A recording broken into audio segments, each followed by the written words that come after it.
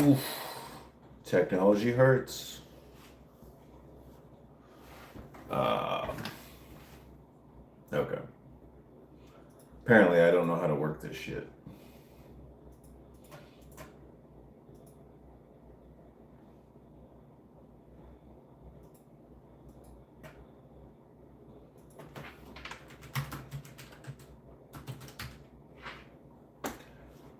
What's up, Suga baby? Good to see you. I just got on here, Brand Black, literally like 2 minutes ago. I tried, keyword, I tried to set up the whole thing where you do an upcoming stream and then you join into it. But apparently, I suck at technology and I had to cancel it because it wanted me to screen share. And when it screen shared, I don't know, I must have connected, clicked on some option that made me want to screen share. And the only thing I could get it to work was do my camera app, but it left the giant like record button in the middle of it, in the middle of the screen. So I had to cancel it and I had just had to rebuild this fucking live from scratch because apparently I suck at technology. Frank, what's up, man? Father Novelty, thank you, appreciate you. You know, I try. That's the key word. I try to be a good person. That is the key word. Try. That's about all I can do is try. I think all like most people at one point in my life may not have been the greatest person, but we live and we learn, and you know, try not to be a douchebag. I think is the key word. So I'm just, as you guys are coming in, I'm looking at the stream options to make sure I clicked on everything correctly. So just bear with me for a few minutes, because I wish I was a little more tech savvy, and I'm still figuring this stuff out. And even when I do, I feel like a few weeks later, I forget how to do this whole thing. All right, so I think everything's working. Let's do this. Okay. All right, I got a general idea. All right, what's up, everybody? Defeated by technology. That's a story of my life, Father Novelty. Okay. How many fourth graders? I think Joe Rogan actually answered this question. If you can take them on one at a time, a whole bunch. But if they mob me and then hold down my limbs, only so many. So, Suga, I appreciate you here as a moderator. I think you still have moderator status. Let me know if you don't. Appreciate you, brother. All right. So I've been retired for 4 months and I've decided to grow my hair out. We're gonna do long hair all the way back. We're gonna do a bun. We're gonna embrace the old school Viking look. If we have the brand, we're gonna look the part. So, it is what it is. So how's everybody doing tonight? Probably don't need to do it.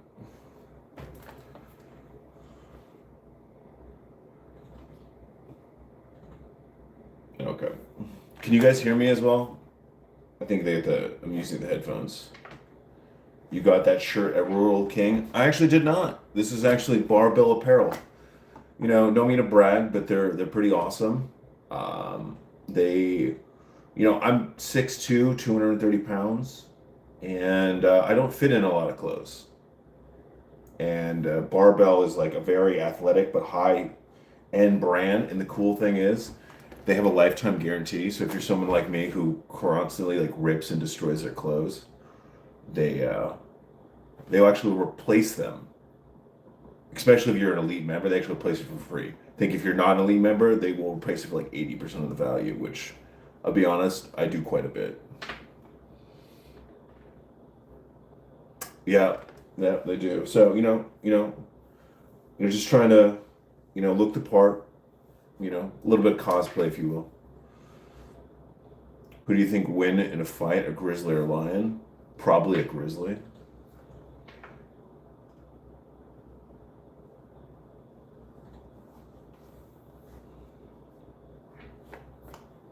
Estefania, did you just hear about the guidance from SOCOM? I have not. What is the guidance from SOCOM? What'd you hear? And once again, I appreciate everybody coming into the live. We have not done one of these in a while, at least not seriously. I did a couple where I kept trying to use a streaming software, which didn't really work for some reason. So that Suga, that's actually how it started. But then when I tried to come back in, um, because Callie got sick, that kind of consumed all my time. So for anybody who doesn't know, my best friend, my dog, got diagnosed with cancer right at the end of the investigation, then right as I retired. And I spent the last couple months taking her in and out of vets, and unfortunately, I ended up having to put her to sleep. So that took up a lot of my time. But now, ever since her passing, and I made that video about grief, we're kind of going at this whole thing full force.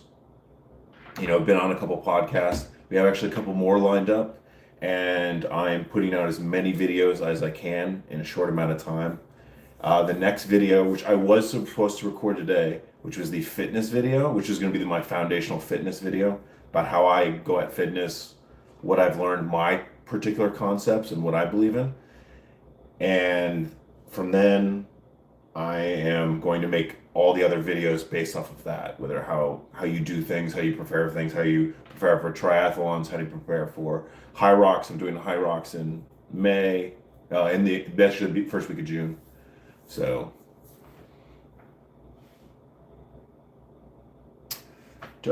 yes. Okay. So let's start answering some of these questions. Forgive me if I butcher some of your guys' names. So, Tressatees04, would you mind giving us your thoughts about what you expect from the Iran situation? Sorry about your dog. Appreciate that. So, Tressatees.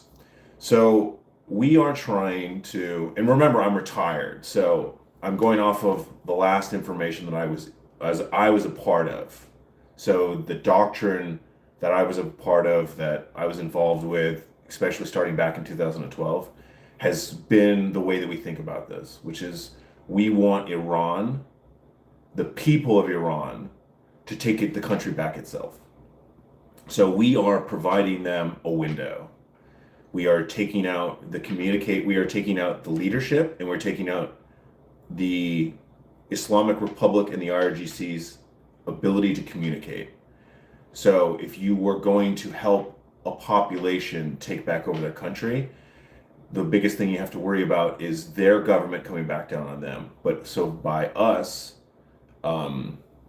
damaging their communication network and their leadership, it makes them very hard to respond. So that is what we're currently doing. And it is now essentially up to the Iranian people when they find the right time to try to take over the government. There could be a number of ways that they do this. I know that Reza Pahlavi, the former son of the Shah, has called for the military and police to actually switch over sides to the people of Iran, and different things like that. So we don't know what's going to happen. Hopefully, that the Iranian people rise up and take over the country, but we can only do so much, and we as a military do not want to actually set boots on the ground, if you will, because one, it's not going to work in the long run. Obviously, it didn't work in Iraq and Afghanistan. If this is what we believe is the best way to do this, if that makes sense. All right, so let me go back to some of these questions.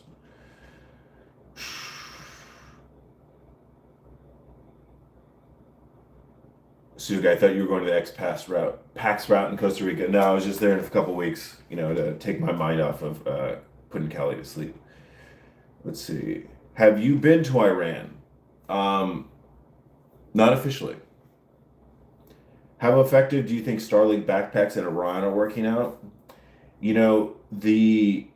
One of the things that's been really good about Starlink is, and what Elon Musk has done, you may dislike him for reasons, but he has numerous times over the years, the Iranian government would actually shut down the internet.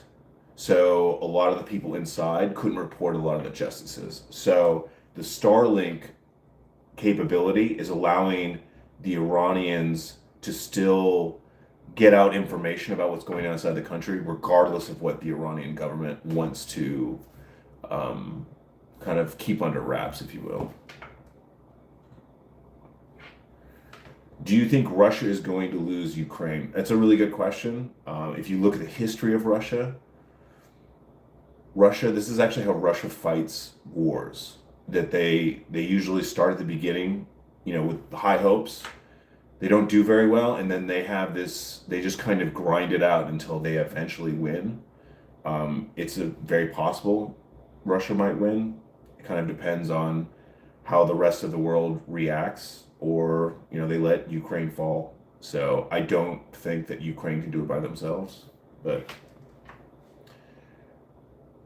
Brian Black, how fluent are you in Persian? Can you talk to Iranian normally? So yes, so I can talk to. Let me caveat this. My Farsi is very proper. Like I can talk, especially with somebody who's on the news. I can talk about nuclear proliferation treaties, very kind of things that you would read in the newspapers and books. What I struggle with is I never really learned colloquial Farsi. So if I was on the street talking to somebody who's talking in like colloquial Farsi slang, it is very difficult for me to understand them. So my Farsi is very proper. But I can also read and write as well. Protests are nice. Would assume that Iran needs some sort of military power to take back the country. Is that correct? So there are two separate militaries. The Iranian people are not going to get help from the IRGC, but the normal military, which is separate from the IRGC, which are two separate militaries, they could find a lot of support from the Iranian military.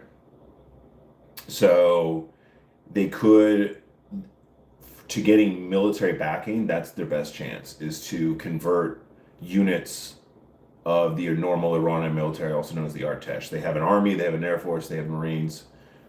So that's probably their best chance as far as that, unless them as a military. There's a lot of ways that this could go down. There's a lot of strategies. Some I can't really, if you forgive me guys, I'm not going to go into some of them, just because I feel like some of them are still kind of sensitive. But the Iranian people need to find a way. We are giving them a window, damaging the headquarters and the communications capability of the IRGC and the Islamic Republic. So it will make it harder for them to react when the Iranian people finally do move, if they move. Hopefully they do.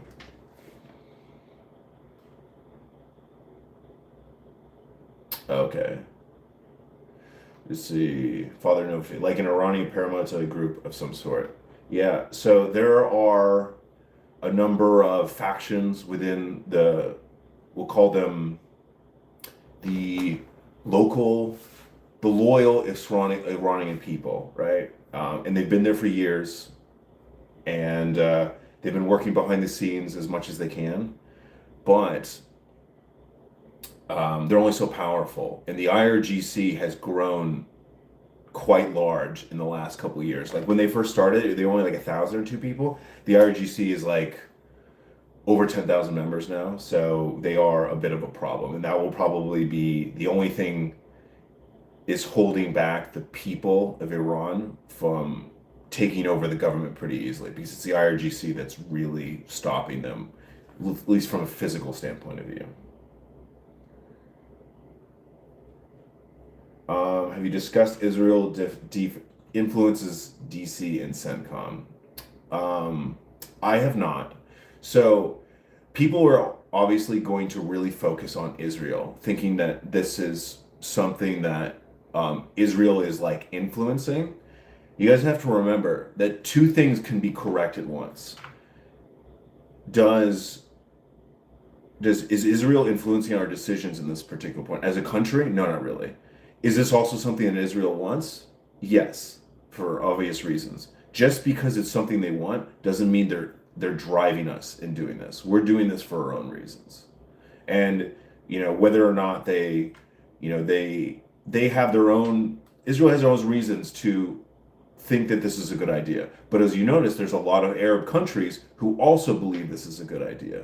You already have Saudi Arabia, Dubai, Qatar, a number of countries, I believe even Jordan, who have already come and like, hey, we support this because they see how the Islamic Republic has been a problem for a while, and especially the fact that when they retaliated, when Iran retaliated, they started attacking Arab states who weren't even a part of the strikes. So they're honestly making more enemies than they are making friends, and they're isolating themselves. And Russia's bogged down in Ukraine; they're not going to help them, and China is not going to help them because China has a different strategy of how they want to eventually take over the world. And helping Iran in this situation is not one of them. I'm very confident about that. Suga White, how many languages do you learn? I only learned one. I'm in the process of teaching myself Spanish, but that's another story. Zara, what military are you in? I was in the United States military. I am now retired. So I hope you guys don't mind if this angle, this is easier for me to read these comments than having my hand over here and scrolling down. So I hope you guys don't mind. Iran is Muhammad Madeline. Iran has proven that they are willing to work with us, i.e. they negotiate with us after the June bombings. Do we need to slavishly follow Israel, or can we make our own decisions? Once again, Israel does not make our decisions. Trust us. Trust me. And a lot of people think that we actually, I will tell you, as a U.S. intelligence service, we do not trust Israel intelligence services. We actually don't have the greatest relationship with them. We actually really don't trust them or the Mossad. We do our own thing. There occasionally Israel and U.S. interests align, just like right now, U.S. interest, Israel interest, Saudi Arabia's interest, Dubai, Qatar, all are aligning against the Islamic Republic right now. That does not mean Israel is in charge of us. And to think that is, let's just use our critical thinking skills about that.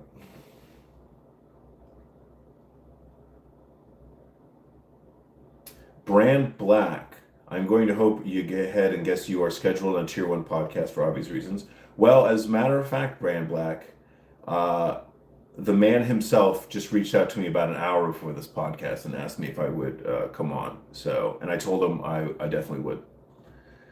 All right, let's go back up here. See if I see anything. How do you see? Sorry, I hope I didn't miss anything. Is there a group or an individual in particular that has an influence to effectuate change? So, yes. So, right now is probably one of the biggest, most outspoken members is Reza Pahlavi. And Reza Pahlavi is the son of the former Shah. There's a good and a bad thing about that. The reason the revolution happened in the first place is because while the Shah was a friend of the West, he wasn't very good to his people. Like, he had his own secret police, the Safak, and they were murdering people. So, which is one of the reasons what fueled the Islamic Revolution. All right? And so automatically, you should not assume that Reza is like his father, right? He should not be held accountable for the sins of his father. And hopefully, since his family has been exiled since '79, that he has seen the error in his father's ways. And he's one of the, I think, probably the biggest leader in the Iranian community who's trying to help the situation. So, which is good. But there's a lot of people who are hesitant about following his lead because he is the son. Even though he may not repeat his father's mistakes. So that is somebody. The protests in all the countries, especially the cities, LA, San Francisco, Washington, D.C., are definitely helping the cause, helping the world see that this is what the Iranian people actually want. I hope that's an answer for you. But I do think that when the Iranian people, if they are able to take over, that the last thing they should do is appoint Reza Pahlavi as a Shah. They should go to some sort of democratic republic, something like that, and obviously stay away from any sort of authoritarian regime or system. How do you see the situation in Cuba playing out? It's probably very similar to a lot of ways, like is Venezuela. I'm going to be honest, I'm not all dialed into what's going on in Cuba right now, but There's only so much that we can do. I guess if he gets on and has a rally and uh, tells Donald Trump to come get him, that might be our way in. It worked for Maduro. Iran has proved that they're willing to work with. I think I already read that one. Okay. There are a lot of stories in the U.S. being very skeptical of Mossad. It's a strange relationship. Yes, Father Nolte, it is a very strange relationship and it's a very toxic relationship. We do not trust them, right? We are allies. That is it. Zara, is that a giraffe? Yes, this is a giraffe, and it is everything I'm wearing is from Barbell Apparel. The hat, the sweet, whatever you call this thing, flannel, and then even the shirt underneath. I'm one of their sponsored athletes. They're amazing, especially if you're athletic, bigger guy, got muscles, and high quality stuff, stretches, which is good. Well, the question is how much. So Brian's Pross. Sorry. Well, the question is how much leeway will we actually have with the new government, as at least initially will be puppeted. So this is a very good question. I do not know exactly how they're going to do this. I know what they would like to do. They would like the government, whoever it ends up taking over, we would initially help with the security of a peaceful transition of power until they are able to hold their own elections. While we hold security, we are what we are supposed to do, what we'd like to do, is that allow them to choose the fate, choose the system that they would like to adopt. And a lot of people may not know about this. So currently there's an Islamic Republic. There's a large growing movement inside the country of Iran where they actually don't want a religion at all.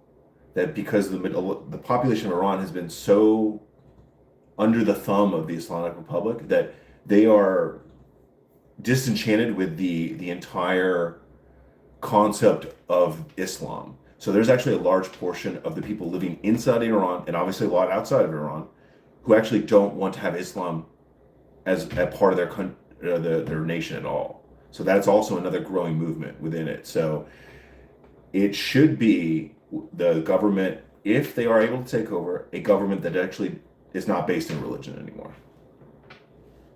So, but we will see. Let's see.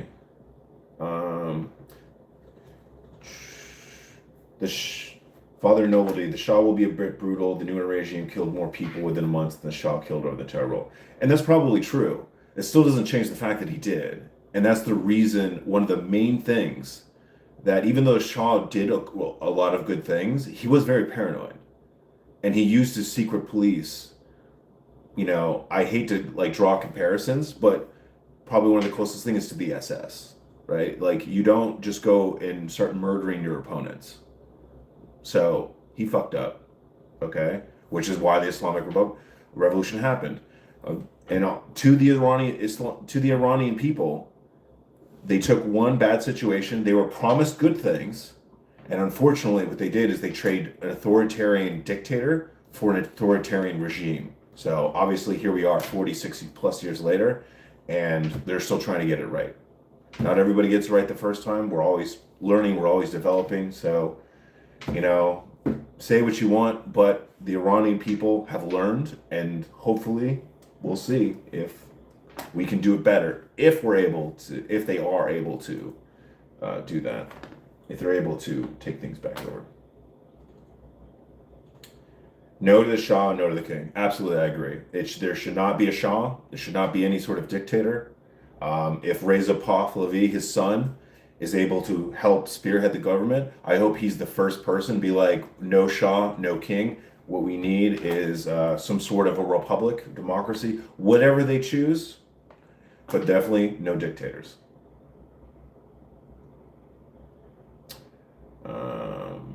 Thoughts on Valhalla VFT? Will you be doing a podcast with him?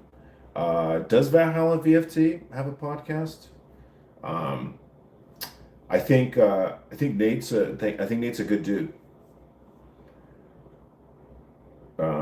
What would a peaceful transition of power even possible with loyalists to the IRGC and possible paramilitary groups? Well, so this is a good question. Let's take Iraq, for example.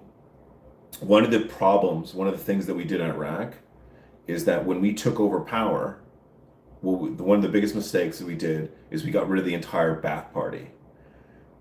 Instead of just getting rid of Saddam Hussein and his sons, who were worse than Saddam Hussein, we gave power to a sect, a group that had never been in charge. And then that caused a number of issues. You do need to keep some resemblance of the existing government, but you need to give power to essentially the people who are disenfranchised. And that does not mean you need every person of the IRGC needs to leave the country, but they do need to accept that this is the new rule and they either need to get a part of it or they need to leave. But the last thing you should do is unless they committed crimes, which you can prove in a court of law, you should treat people as human beings. And just because they were members of the IRGC does not immediately mean that they were guilty of something.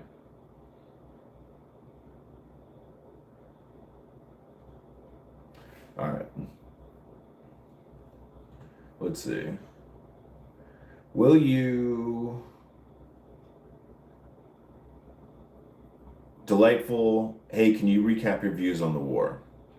Delightful, which war? This war or the Iraq and Afghanistan wars? Do you think there's, Brian Black, do you think there are some mistakes we're making right now as the U.S.? If so, what you can change? I actually think we're doing a good job right now. What we are doing is the thing we want to avoid is boots on the ground. We are using our power, our military power, to decapitate the Islamic Republic, the IRGC, and their ability to communicate. That is what is needed for the Iranian people to take back their country. So I think we're doing a good job right now, so far.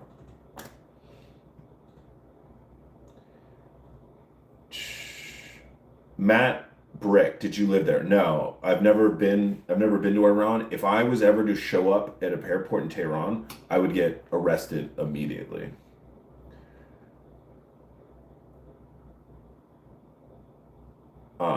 Suga, what would you do if you were dating a Latina baddie and an ice rolled up SS style and masked and loose views on the constitutions? Well, one, you got to protect the Latina baddies, and you got to protect the Constitution. That's where I stand on that one.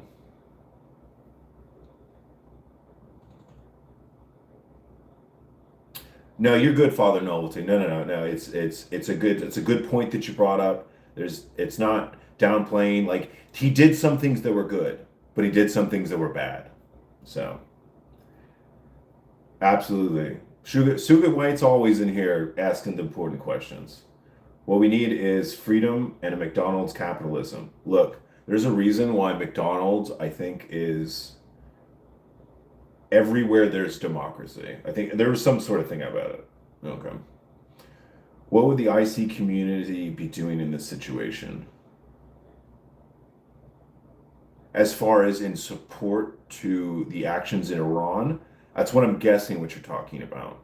The IC community, so before we do any sort of military actions, we have intelligence prior. So we have sources, whether it's human intelligence in the country, we have signals intelligence giving us whatever the thing. So that's why we're able to do everything we are. And we would not strike until we had as much view of the battlefield. And it requires us to use intelligence to build that. And then you get the intelligence, you build essentially what the battlefield, what the environment looks like. You give it to the decision makers. They make the plans. We do the operations. And so the intelligence community has been working at this for months, years, and even decades prior to this. There's a lot that has led up to this.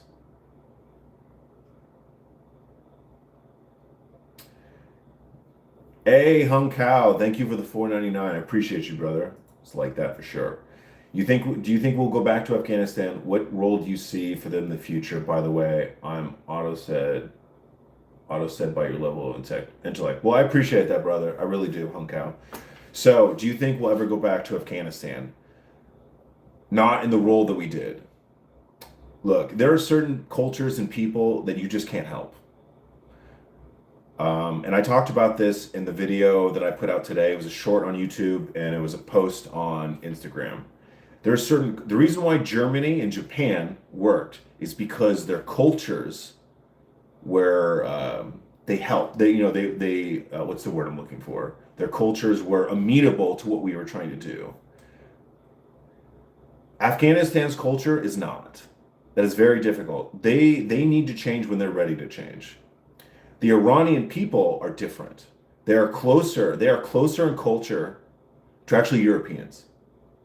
It's a Indo-European. Even their language is Indo-European. It actually is closer in grammar and style to European languages than it is to Arabic. The only reason it's in Arabic text is because in the 7th century, the Arabs actually took over Persia and forced Islam upon them, and the language of Islam in the Quran is Arabic. So they actually still kept their language. They adopted the Arabic text because of Islam in the Quran.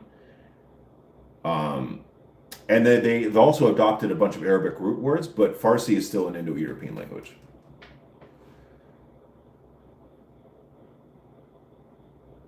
Let's see. Why are the Houthis quiet? I've got opinions about the Houthis. The Houthis they lay low until they can do something, backstab one in the back. They're really shady. I think they are. Is Ligma contagious? I don't even know what that is. Are there sources you can recommend in regards to Iran journalist Substack's book? Okay, if you guys want to know about, I'm going to look this up real quick. There is an amazing BBC documentary. I think that was either made, I think it's the 90s, and I think it's called Iran in the West.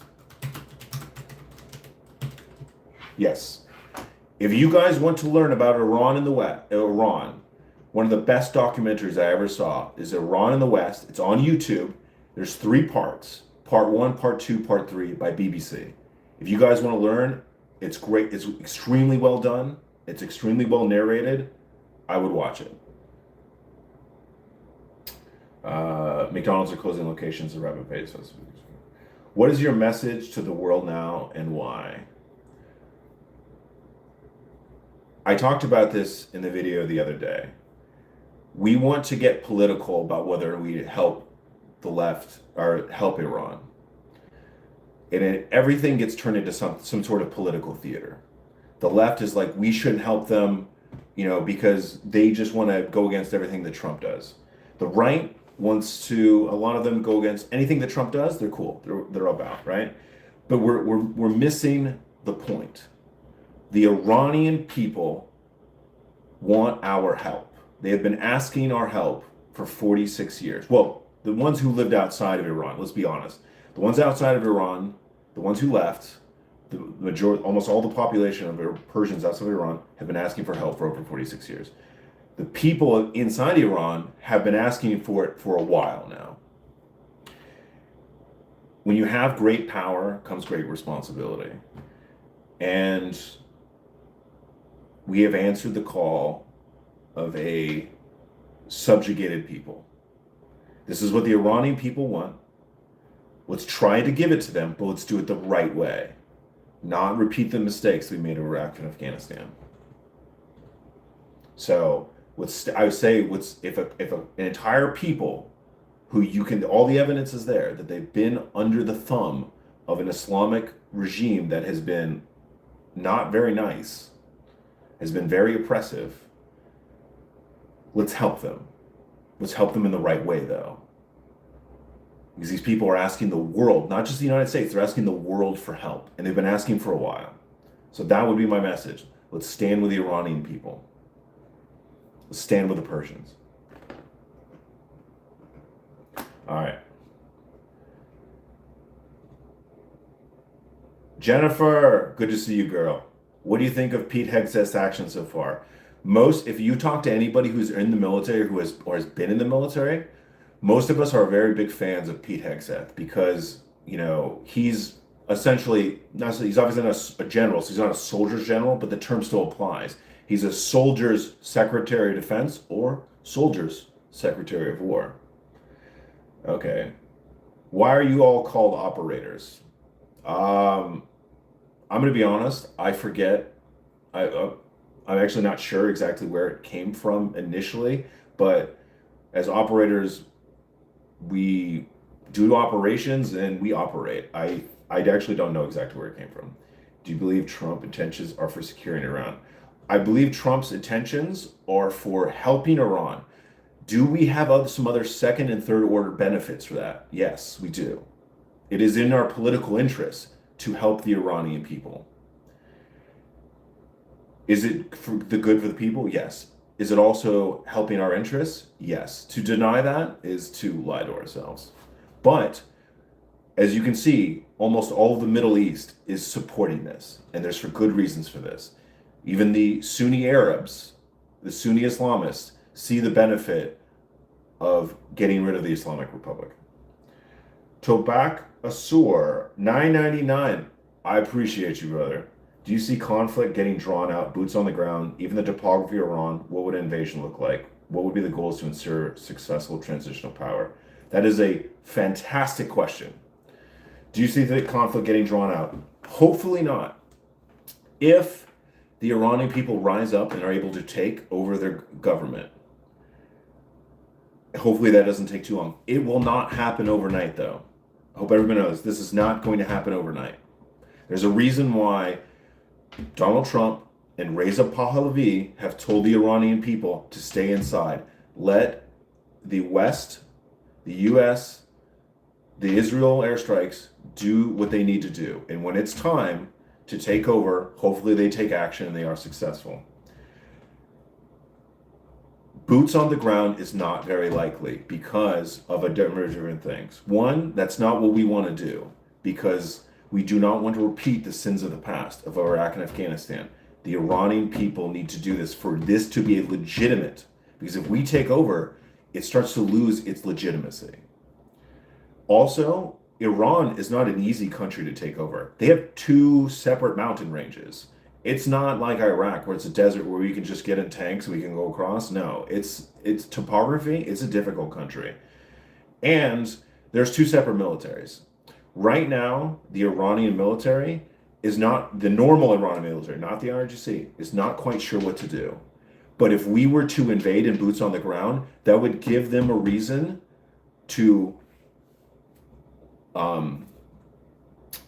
essentially coordinate and basically have reasons to defend the IRGC, the Islamic Republic. We need them to slowly lose confidence and we need to slowly come over.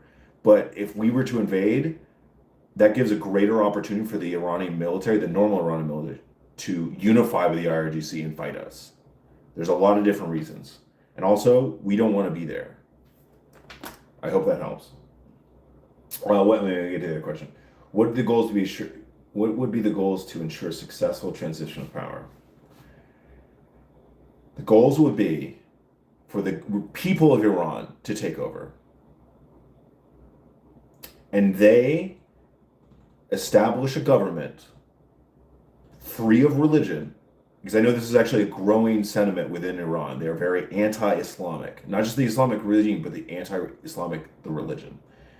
Take over and they establish some sort of government that is not a dictatorship or some sort of theology authoritarian system. They need to stay away from religion and they need to stay from some sort of centralized power. You know, obviously we could be biased, but we're pretty sure republics, they work pretty well. Who'd be doing the cooler stuff in Iran? Human SIG-inners. You know, that's all put your view. Humaners, they got to be there on the ground. So that's kind of cool into itself. SIG-inners, they use cool equipment. You know, it's to each their own. Thoughts on Tim Kennedy?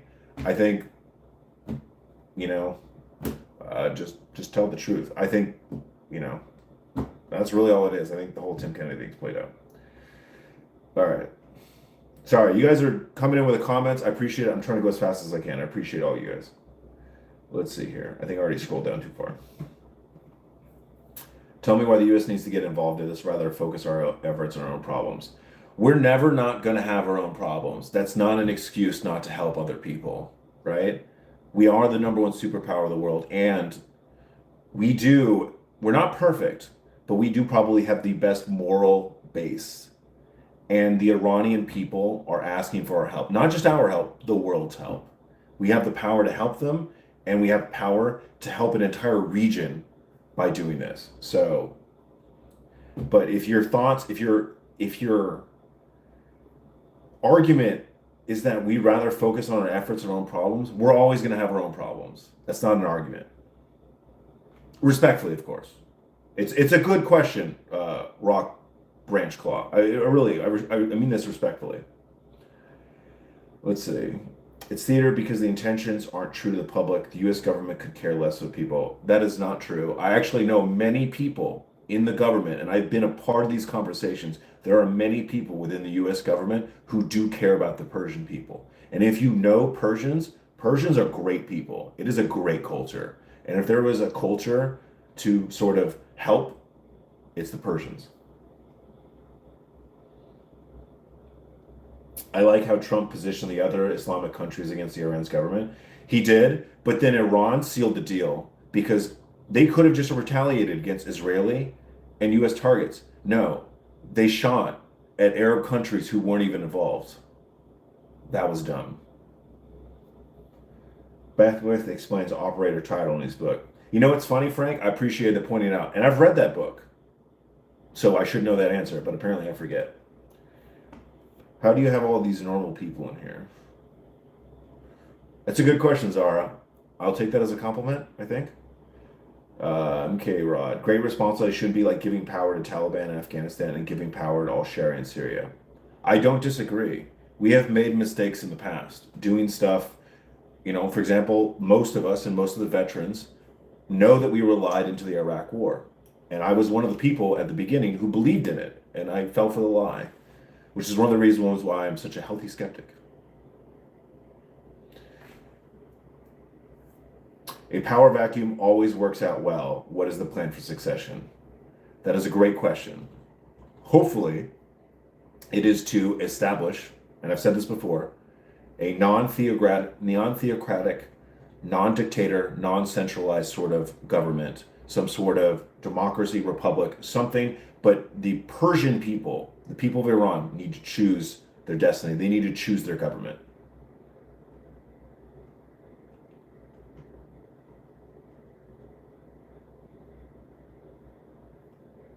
Let's see here. All right, Israel dragging USA into bombing Iran. This could lead to World War III. Russia and China going to fight back. Keith Holy, I appreciate the $5. I will respectfully disagree with you. Two reasons. One, Ukraine is barely surviving Ukraine. Like they can't even beat Ukraine. They can't even get out of their own country. If you know where their navy is located, there's no way they actually can even physically help Iran, even if they wanted to, but they can't. China, you have to understand what China does. China is an economic superpower. China wants to take over the world through economic and political means. They will not do it conventionally. China would lose more than they would gain than helping Iran.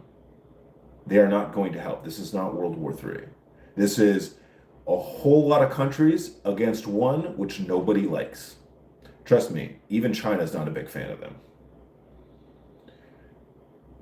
But I appreciate the question, though. Father Novelty, are you surprised by how weak and effective the Iranian response has been so far? I am not. The Iranian military is not very strong. They never have been, and they never will be.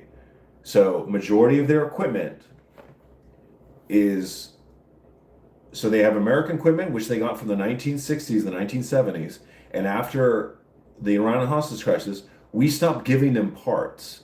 So, for example, they're the only country in the world who has F-14s. They had a fleet of F-14s. Every time an F-14 goes down, because they can't get the parts for it, they have to cannibalize one of their other F-14s. So all their American equipment, they can't get new parts for it, so they have to cannibalize it. And what little Russian equipment they get, and plus they don't have that much funding, especially the normal Iranian military has horrible level of funding. They barely have any sort of training, and they have outdated equipment. The IRGC, which has better funding and better equipment, it is only that great. There's a reason why that we are effectively can do whatever we want in Iran, especially from an air standpoint of view. Their military's never been effective, and we've known this for a while. If we wanted to, we could take them out pretty easily. Do you think a civil war would break out in Iran? Whenever we tear down governments, that's usually chaos and aftermath. That's a good question. That is a possibility. Hopefully, it's a peaceful transition. But some people are going to go down fighting, just like the Iraqi Republican Guard. They definitely went down fighting to a certain extent. And we expect the Islamic Republican Guard to do the same. There will be some level of fighting inside the country, be between the Iranian people and the Islamic Republican Guard Corps. Hopefully, it's not that much. And hopefully, we minimize the amount of deaths and hope for the success of the Iranian people. All right.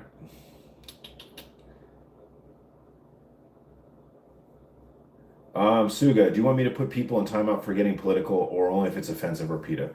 Yeah, just offensive and repetitive. I don't mind answering political questions. I am going to give you very apolitical answers. Okay? So just, prepare to be disappointed. But why are we really helping them or is just interest-based? It's actually both. We actually want to legitimately help the Iranian people. There are a lot of people in our government who actually want the Persian people to be free. Is it also part of our interest? Yes. Two things can be true at once. They just happen to co-align, which is a good thing, which is why there's so much support for this right now. Tobacco Corsair, appreciate you, brother. All right, I think this is counter and to reduce the Dragon Bear influence and to make it harder on Venezuela and possibly Iranian oil. Iranians should choose their own government. Israel should keep out of any influence. Agree, Delta Mike.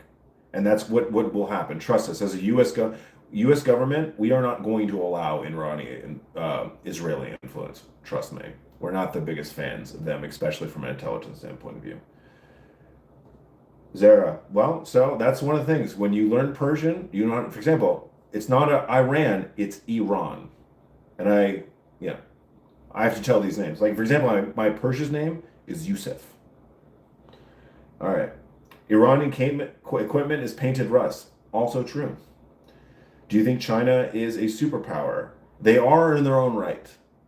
There are things that they do very well. Are they as effective as us militarily? No. Which is one of the reasons why China has chosen not to fight us in a conventional war.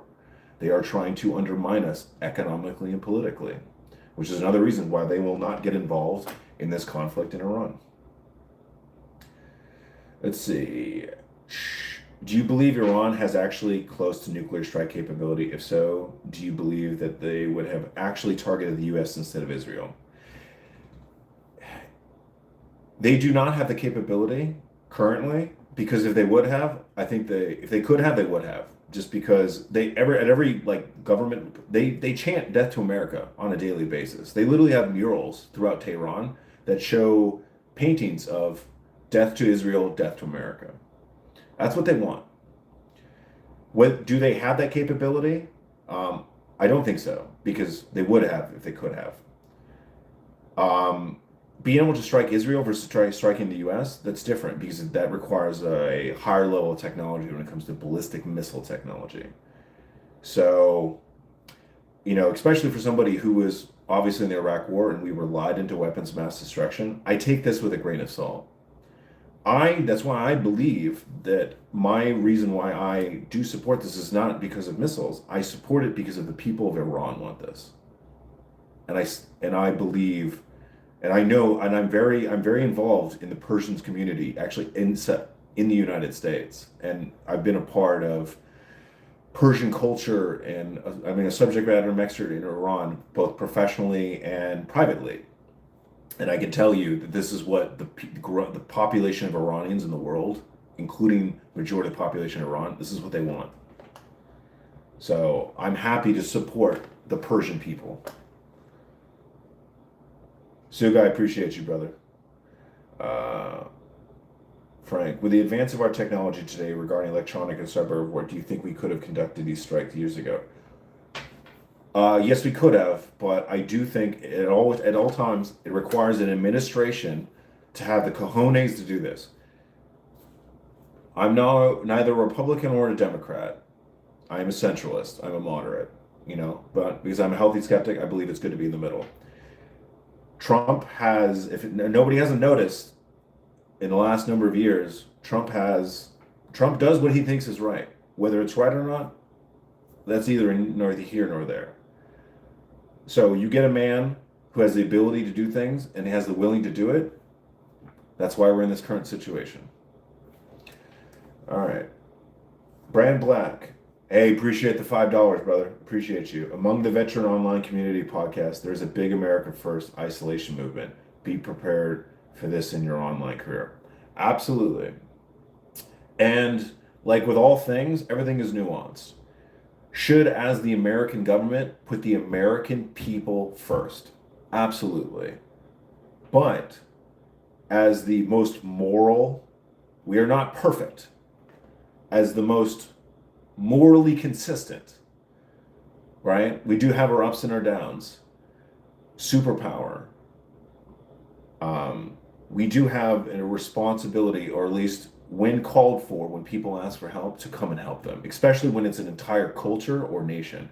I will put it to this. If you guys want to understand what I'm talking about, the United States, when World War II ended, we were the only superpower in the world. We were the only person with atomic weapons.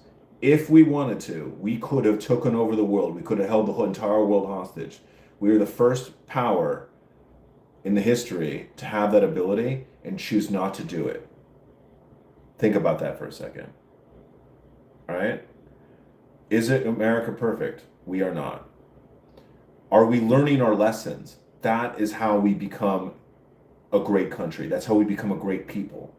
Do we learn our mistakes? Do we continue to be the best people that we can and help the people who are less fortunate than we are? But I appreciate that because, brand, because it is, everything's got balance. Like, how do you help the world, but you also need to help yourselves? That's the thing.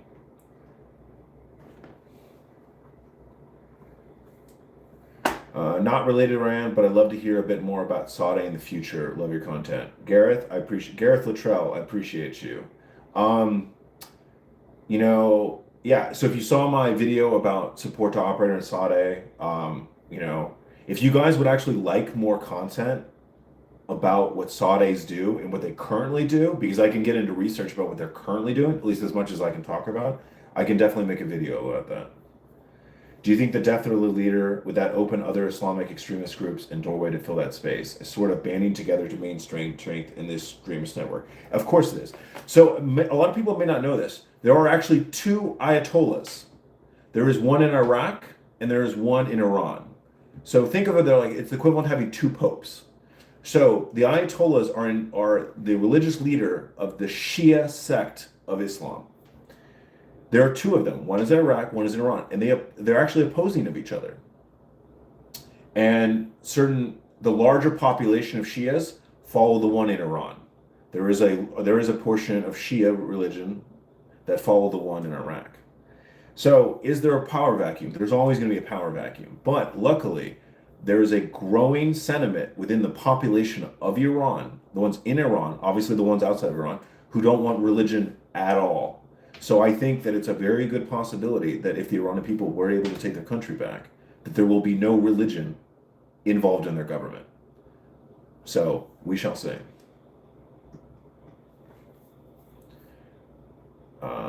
Comparing the regular military versus IRGC size, strength, and skills. Is the IRGC too big and strong to go well? No, it's not. I believe the last count is about 10,000 members. And so the IRGC has its own Air Force, its own Army, its own Navy, sort of. It is better funded, but it is still small. It's only about 10,000 members. So, and if you were able to overwhelm them, some of them might surrender. So, but the normal Iranian military is a lot bigger. And the population of Iran, let's look up what the current Iranian population is.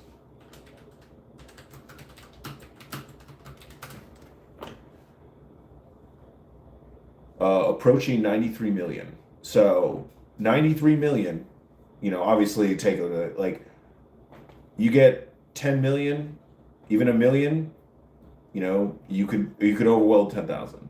So it is what it is. All right.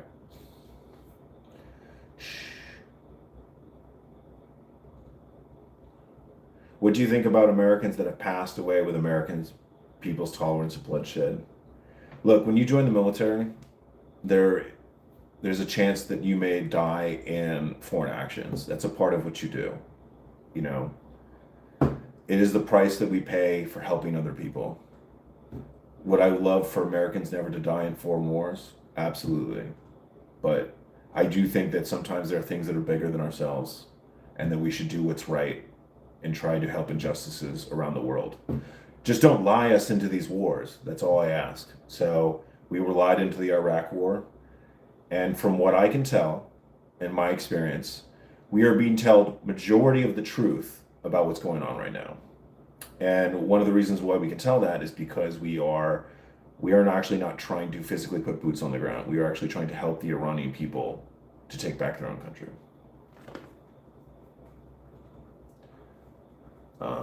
36 to 38 million people living in poverty is of us no education, no healthcare, no workers, right? Nothing. Will the Kurds game plan? Will the Kurds? Oh, you're talking about the Kurds in Iraq? What will the Kurds game plan be in all this? Kurds are our biggest allies in Iraq. Always have been. Always will be. Yeah, they're okay. You did. Yeah, okay, you spelled it correctly. Yeah, Frank. They will always do what they can to essentially help. Kind of like you know what they're like the good old boys. They're like Texans of Iraq. That's probably the way I describe them. They've always been our friends, always been our greatest allies inside Iraq. White 6616. There will be no power vacuum. Iranians have wanted this forever and are capable of getting shit together in a couple weeks. Yes, partly that is true. So Iranians have wanted this forever. That does not mean that there won't be a power vacuum. There always is a power vacuum. But because the Iranian people are very united, they will have the best chance of combating that power vacuum. That's how I put it. What do you think the world would make Putin withdrawals from Ukraine? You shouldn't have tried it in the first place. Visible government, invisible government. Let's see. Jennifer, I appreciate that. I really do. Thank you so much. Frank, this guy Dominic Pressy is the UN nerd type, but he had a live stream about the Kurds today, if that interests you. Oh, okay, I might have to watch it. Whether Iraq is totally different than Iran. It is very different, but the Kurds and Iraq does border Iran, so there are certain things that will have effect, second and third order effects. Thank you, Jennifer. That is actually something I always try to do, no matter how big I ever get, is to stay humble, right? Because nothing worse than someone who falls in love with themselves. Because you don't know what you don't know. I know a few things, right? And I want to share that with people, but there's a lot of stuff I don't know. And I'm not afraid to admit it. Let's see. They will most likely prop up the shot sun. Wither 666. Okay. So, and I talked about this before. Hopefully, that's the worst thing that they could do. What should happen is that Reza Pahlavi, the Shah's son, should help spearhead the forming of a non-authoritarian government. If he wants to be democratically elected, he can do that. But the last thing you do is do that. But people take Reza Pahlavi with a grain of salt, all right? I think he's doing a good job trying to help coordinate the Iranian people right now. And I think it would be a mistake for him to try to be Shah. I don't think that's what he would do. My understanding of the way that Reza Pahlavi thinks, he does not want to be Shah, right? Nor does the Iranian people want him to be Shah, or do they want a Shah? So with their 616, good question, but I do not believe that will be the case. Nor does he want it. And definitely the Iranian people do not want a Shah. People have a short-term memory, but not that short. There's still people alive who lived under the oppression of the Savak and the Shah. Let's see here. Okay, appreciate Matthew Baumgartner. Appreciate your channel, man. Just one last question. It hasn't related to Iran. It isn't related to Iran. Sorry, I cannot speak. Is on tips on learning languages. I learned to learn Spanish and Arabic, but struggle after a while. The easiest way to learn a language is start learning the language and then go to that country. If you can immerse yourself, even if it's like for a month, like if you're learning Spanish, go to a Spanish-speaking country and make yourself only speak Spanish. Don't allow yourself to speak English. You will learn any language. That is the quickest way to learn it. Immerse yourself in there, and also in a situation where you cannot speak English, that you have to force yourself to learn how to learn the language, and then when you don't know a word, how to talk around it. So immersion, best way to learn a language, period. And also when you get to the point, think in that language. Don't just translate in your head and then say the word. You want to be able to think in a language. And you can get to that point. Let's see. Meanwhile, Sudan and Afghan pack are ignored. You know, they're different cultures. Iran is a totally replaced in Iraq. If they collapsed, it was a modern country. Women had rights. It was not a society that hated Israel, and I witnessed it fall. Yes, it did. But luckily, the Iranian people have realized their mistake, and they are asking for our help to correct that mistake. Do you think it was a mistake to take Saddam out of power? No, it was not a mistake to take Saddam out of power. It was a mistake to take the Ba'ath Party out of power. You can remove the big dictator. Saddam was a bad person, and his sons were even worse. If you know about Saddam's sons, they were worse than Saddam was. But there were good people. There were decent people in the Ba'ath Party. So you take out the person or people that are the problem, but then leave a semblance of a government intact. So there is not a power vacuum, but by taking out the Ba'ath Party, we created a power vacuum, which we filled with Shias. And why this is a problem is while there is technically two Ayatollahs, Shia is controlled by Iran. So because of that, Iraq ended up becoming a puppet government for Iran and the Islamic Republic. And we see how that has turned out. Not very well. Let's see. Beer Shark 7, thank you for the knowledge transfer. I really appreciate your contact and your perspective. Thank you, brother. Appreciate that. It's important to know that one does not know everything. Yes. One of my favorite quotes. And if you guys do not live it on a daily basis, I don't know what you guys are doing with your lives. If you do not know what you do not know. Remember that. I bought the book Fluent Forever and used his system for language. His video online. I actually have that exact same book. I have Fluent Forever as well. It's a pretty good book. There's so many different methods to learn languages, and there's some of them are pretty good. So if one doesn't work for you, try another one. You know, certain methods work for different people. Everybody's brain works a little bit differently.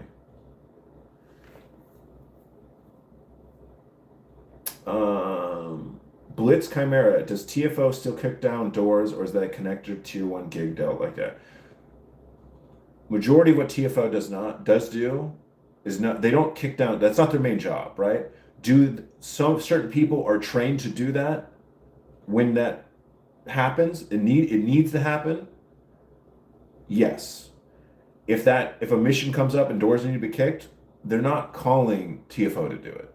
They're calling Delta and SEAL Team 6 to do it, right? If something happens in a situation and TFO has to take care of stuff themselves, they do have tactical personnel who are trained to do what they can in those situations. I hope that answers your question. Father Novelty, I bought this book for. Oh wait, we already talked about that. Thoughts on Russian's angle, obviously. Garrett Luttrell, thoughts on the Russian angle in this? Obvious assumptions is placing a key ally in uncertain realm does not benefit them strategically, which with possibility of future cooperation between the US and Iran. Yes, Russia's probably not fans of this, but Russia can't do anything about it. Russia can't even win the war in Ukraine. Their navy is stuck north of Europe. And if anybody's seen the topography and like how knows geography, it's a long sail to the Strait of Hormuz. Okay, let's just say that Iran's not getting help from Russia anytime soon.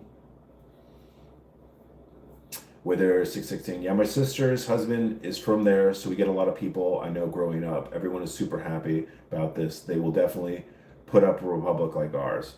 I believe that is true. Of what I know about the growing sentiment among the population of Iran, they are probably going to try to mirror the current American republic system.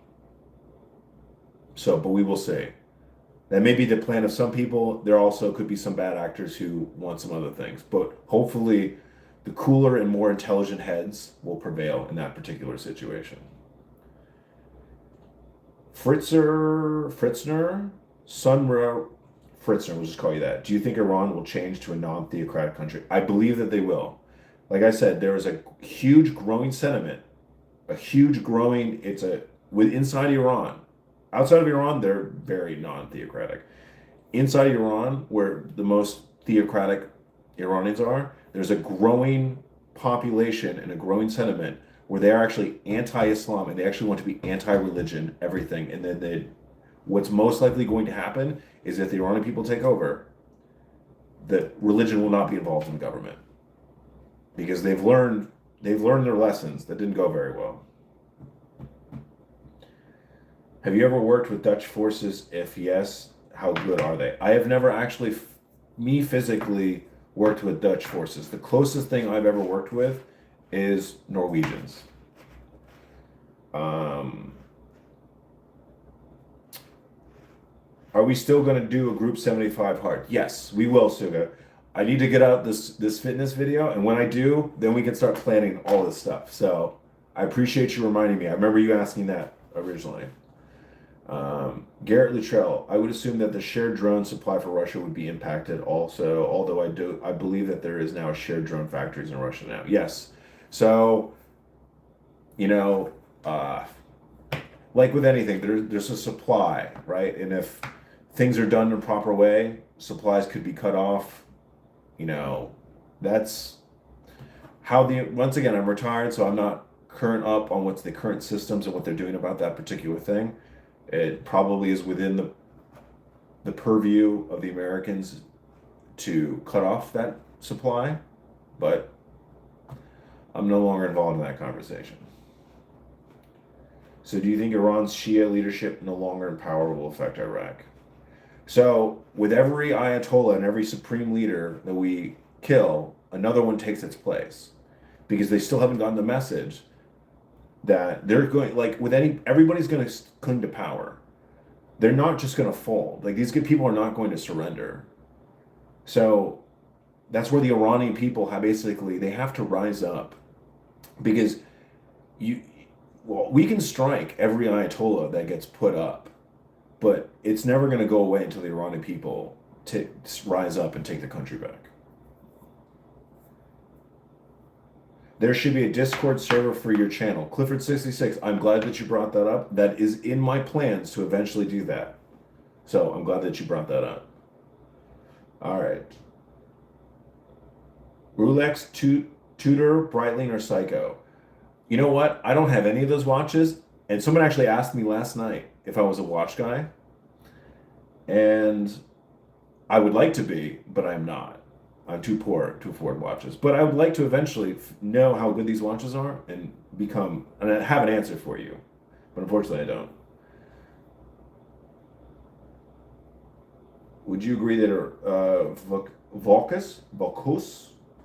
I should know how to pronounce that word. Volkus Steps. Would you agree that Iran strike, the Venezuela strike, sounds like future Cuban involvement and the other things that have been done is so indirectly apply pressure to Russia to stop? I think those are second and third order effects.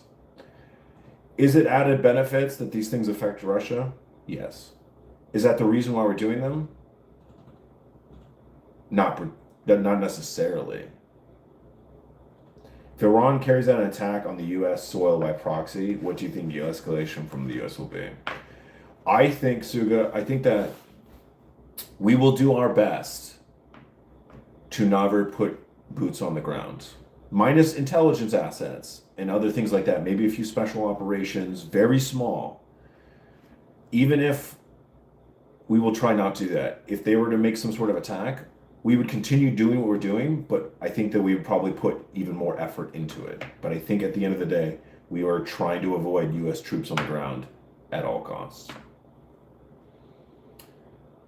David Higgins, time for What is the Breath?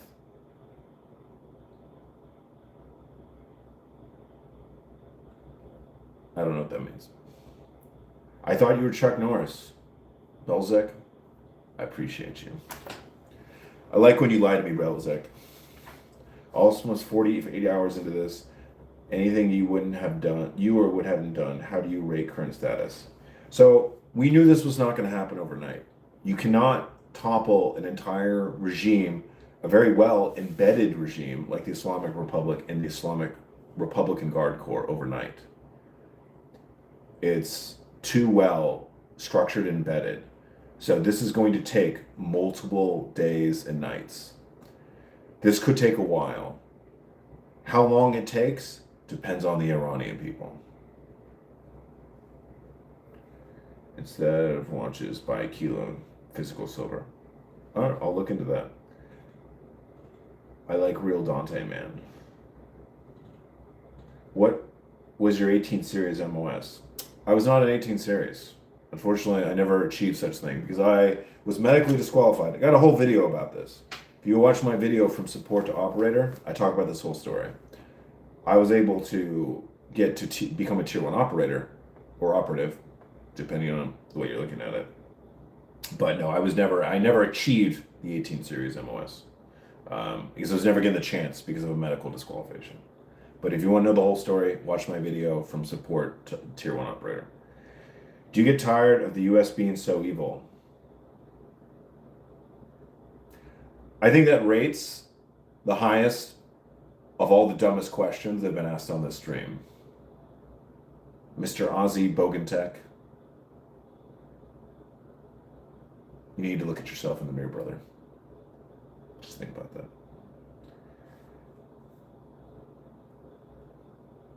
Brand Black, $10. I appreciate you, Brand Black 47. Appreciate you.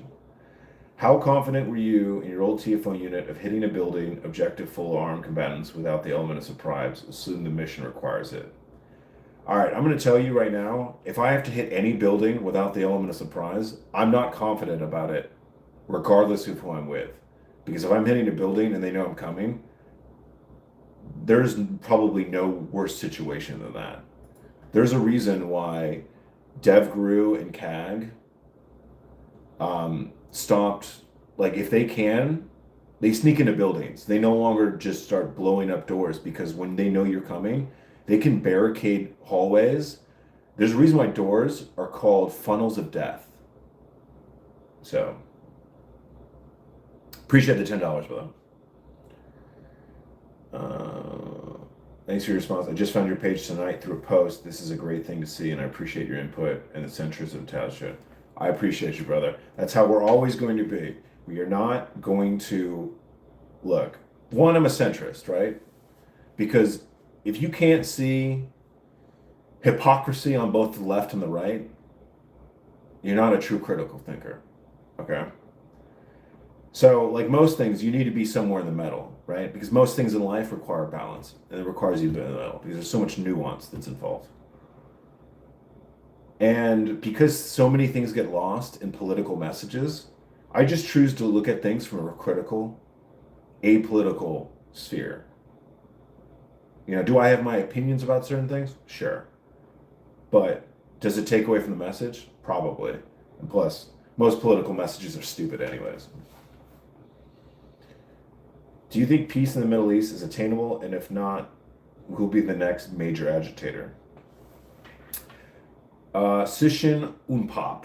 I'm going to say that's your name. Very good question. Peace in the Middle East, you know, it's a funny term, but that's like saying, do you think we'll ever find peace in the world? It's a great concept. Will it ever actually fully happen? Probably not in our lifetimes. Look, there are cultures and there are people, there are countries who are never going to be at peace with each other. And there are cultures who, you know, until something drastic happens, aren't going to learn. That's the evolution of the human race. Is there a way to find peace in Iran? I think there's a path for that right now. Other countries, I think we're farther away from that.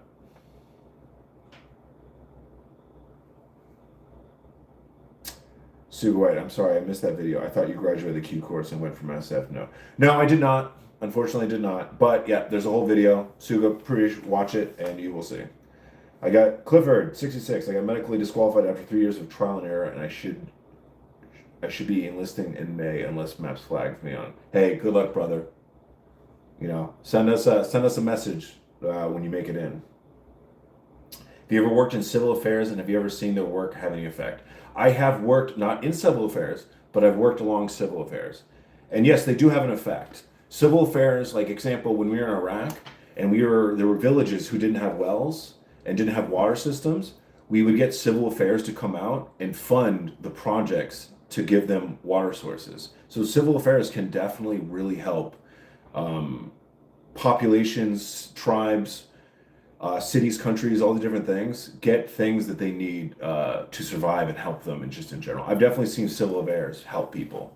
I saw it in Iraq, and I saw it in Afghanistan, and other places as well.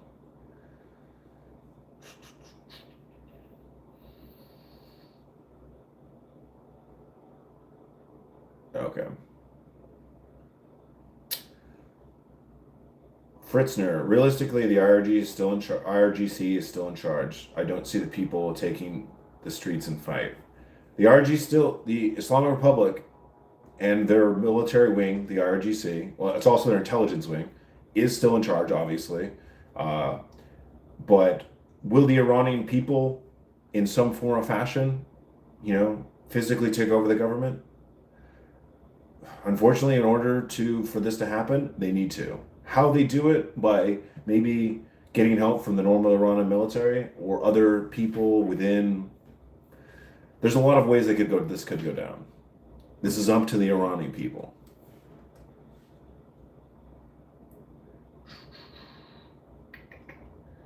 Do you think Reza Pahlavi has a chance or will transition to be a Republic USA style? I do not think Pahlavi wants to be Shah, nor does the Iranian people want to be Shah. What they want is the general consensus that the Iranian people would like to transfer to some version of our republic, our system, which is a constitutional republic. But that is a growing sentiment.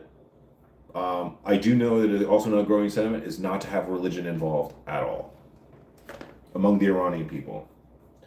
Any thoughts on the Afghan-Pakistani situation? Not really. There will be peace someday. Sadly, it will likely be when there are extremely few or no more humans. No, well, eventually, like all things, I think there will eventually be a world nation. Much, not in our generation, but farther down the road. Suga, I think they will fight. They will be protesting a historically tough warrior group of people, male and female. I hope they take their country back. I saw a clip earlier where some politician said Turkey is the next Iran. What's your perspective on Turkey? To be honest, I disagree with that. I don't think Turkey is the next Iran. Have you ever worked alongside foreign service officers?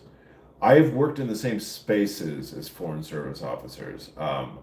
I work mainly with intelligence agencies, not really foreign service officers. I have worked alongside, but that's only because certain things are missions. We did have to go through Department of State to get certain permissions, but that's about it. Thoughts on time frame between? I don't know. This could take a while. Do you think about the people who predicted a war if the files were released long before? I don't think this has anything to do with the Epstein files. All right. My view on the Epstein files, I think they should all be released, and I don't care if a lot of the government gets implicated. I say let it shake out. You know, if you're guilty, you're guilty, and then you should be called, and then we can refill the government with people who are not guilty. You know, like the transparency and truth is always the way to progress.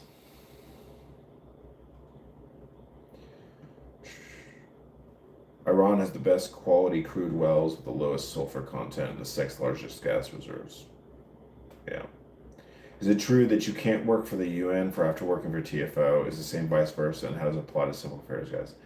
To be honest, John W., I have no idea if that's true. I've never met anybody from TFO who's ever tried to work in the UN. I don't think it would be a problem. Suga, how was Mar-a-Lago? It was very cool.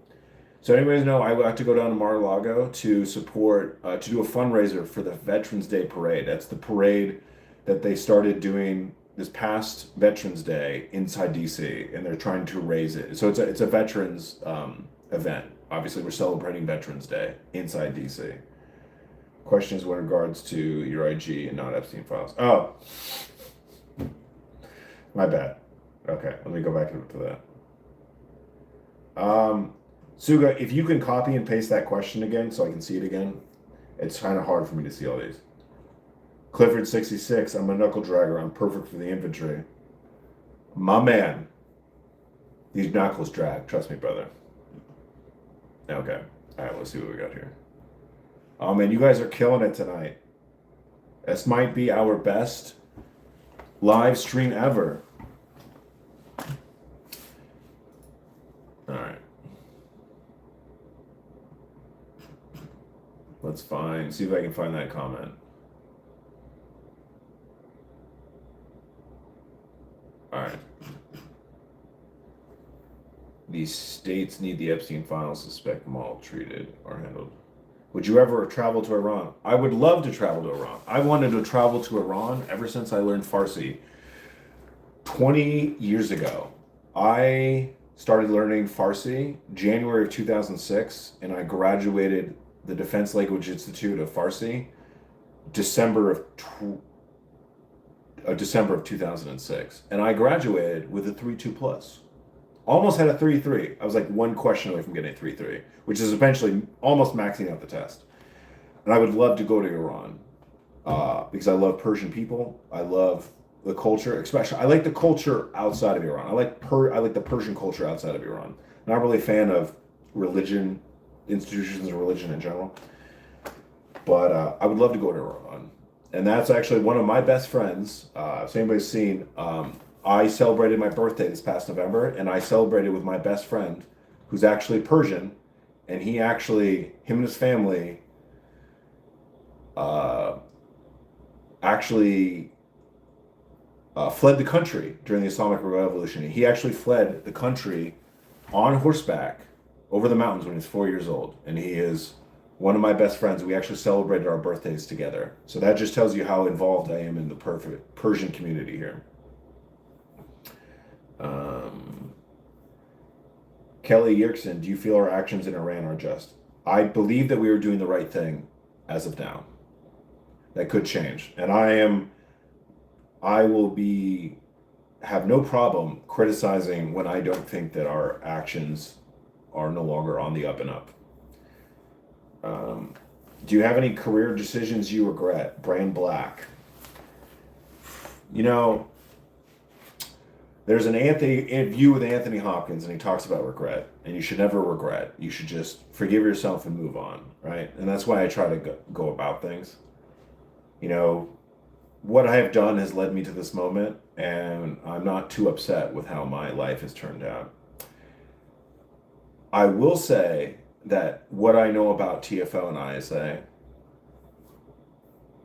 what I would have done instead of going to ISA selection, I would have went to CAG selection. Not because I really have anything against it, but I think my personality would have fit better there. Would I have made CAG selection? Who knows? I would have given it a good try, though. Dex Dilbert, agreed, loving the conversation. Appreciate you, Dex. Iran is one of the best episodes of Anthony Bourdain shows. Awesome. Hello, random man I saw while scrolling. What's up, Mr. Person?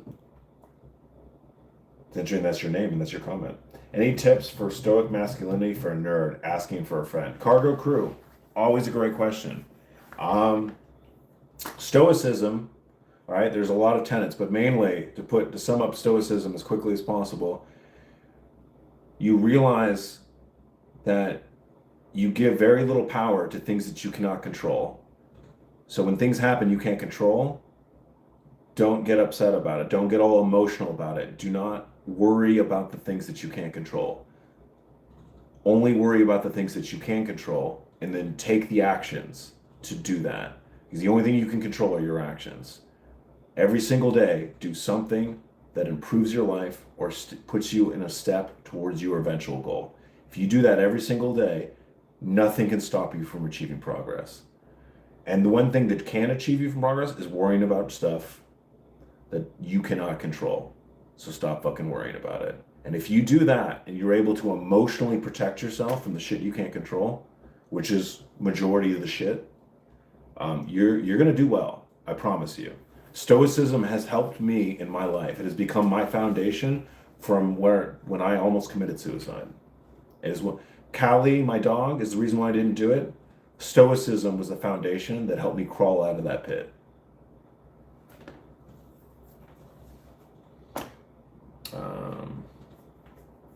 And why I resisted reading for so long. Yeah. Do you feel that going to war without congressional approval is just? Sorry, I'm new to your channel and trying to understand. Kelly Erickson, that is a great question. All right. People get hung up on this, having congressional approval. Do you understand that we have not, every, for example, the Iraq, Afghanistan war, all these different things, all these conflicts, we have not had congressional approval. This concept of us doing conflicts without congressional approval, we've been doing this for decades. Having congressional approval means nothing. All right, well, actually, let's look this up. What do you guys think? Actually, in the comments, guess when the last war that we had congressional approval for.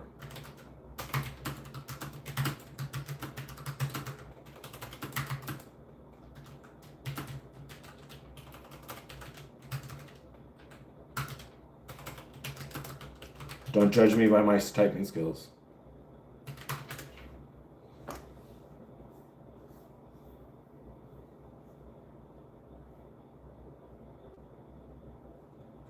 No, if you thought Iraq, you would be wrong. The last time Congress formally declared war was during World War II. So that means the Korean War, the Vietnam War, Desert Storm, the Iraq War, Afghanistan. Every conflict since World War II has been done without congressional approval. So I hope that answers your question, Kelly. Because honestly, there's nothing wrong. It's a very good question. And most people who don't know this, it comes as a huge surprise. So when you hear on the news, they're like, oh, we're doing this without congressional approval. Oh my God, it's so horrible. Okay, every president that has done some sort of military action has done it without congressional approval.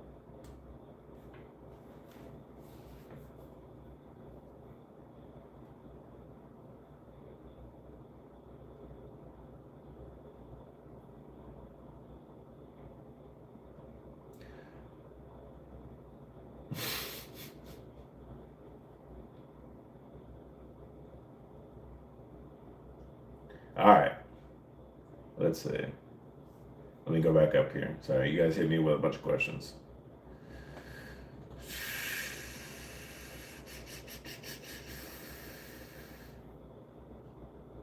Okay, Whale 404. Have you ever thought about joining Ground Branch after TFO? Thanks for knowledge we share with us, man. It's priceless. Keep going. Absolutely. That was the original plan. Was after my time at TFO was to go to Ground Branch. My mentor to the unit, who was also my free fall instructor, and a lot of the guys from my tactical unit within TFO went to Ground Branch, and even almost made a path for us there, and that was the plan. And if you watch my videos about why I left the Tier 1 unit, I talk about why I left, and I do not regret it. I made the decisions. I saved my personal life. probably saved my own life. I appreciate what I did, and I think Ground Branch is an awesome organization. I just, you know, for what I wanted to do, it just was no longer in the path, which is what I decided. I hope that helps answering your question. 2009, Caldwell's, never mind. There is a difference between having some sort of powers awarded and Congress declaring war. So if you want to get in particular about arguing semantics, we can do that. But just because it's called a war does not mean Congress approved it as a war. So the Iraq War was never declared a war by Congress. Yep, Father Novelty, World War II, baby. Vietnam, you would be incorrect. Yes, Congress authorized the. Okay, so let's say, you guys gonna get the semantics of this? Okay. Let's see.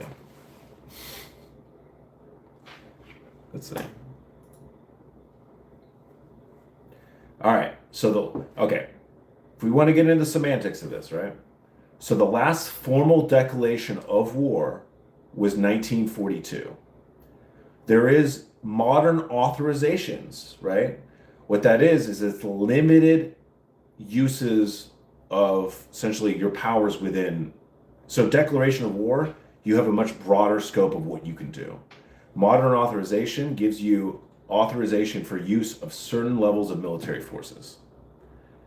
So that's been used since the Gulf War in 1991, Afghanistan, and Iraq. So there has been formal authorizations of use, but there has not been a formal declaration of war since 1942.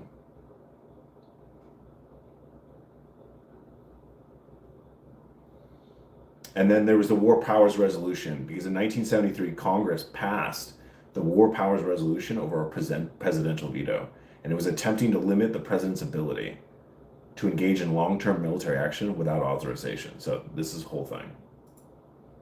So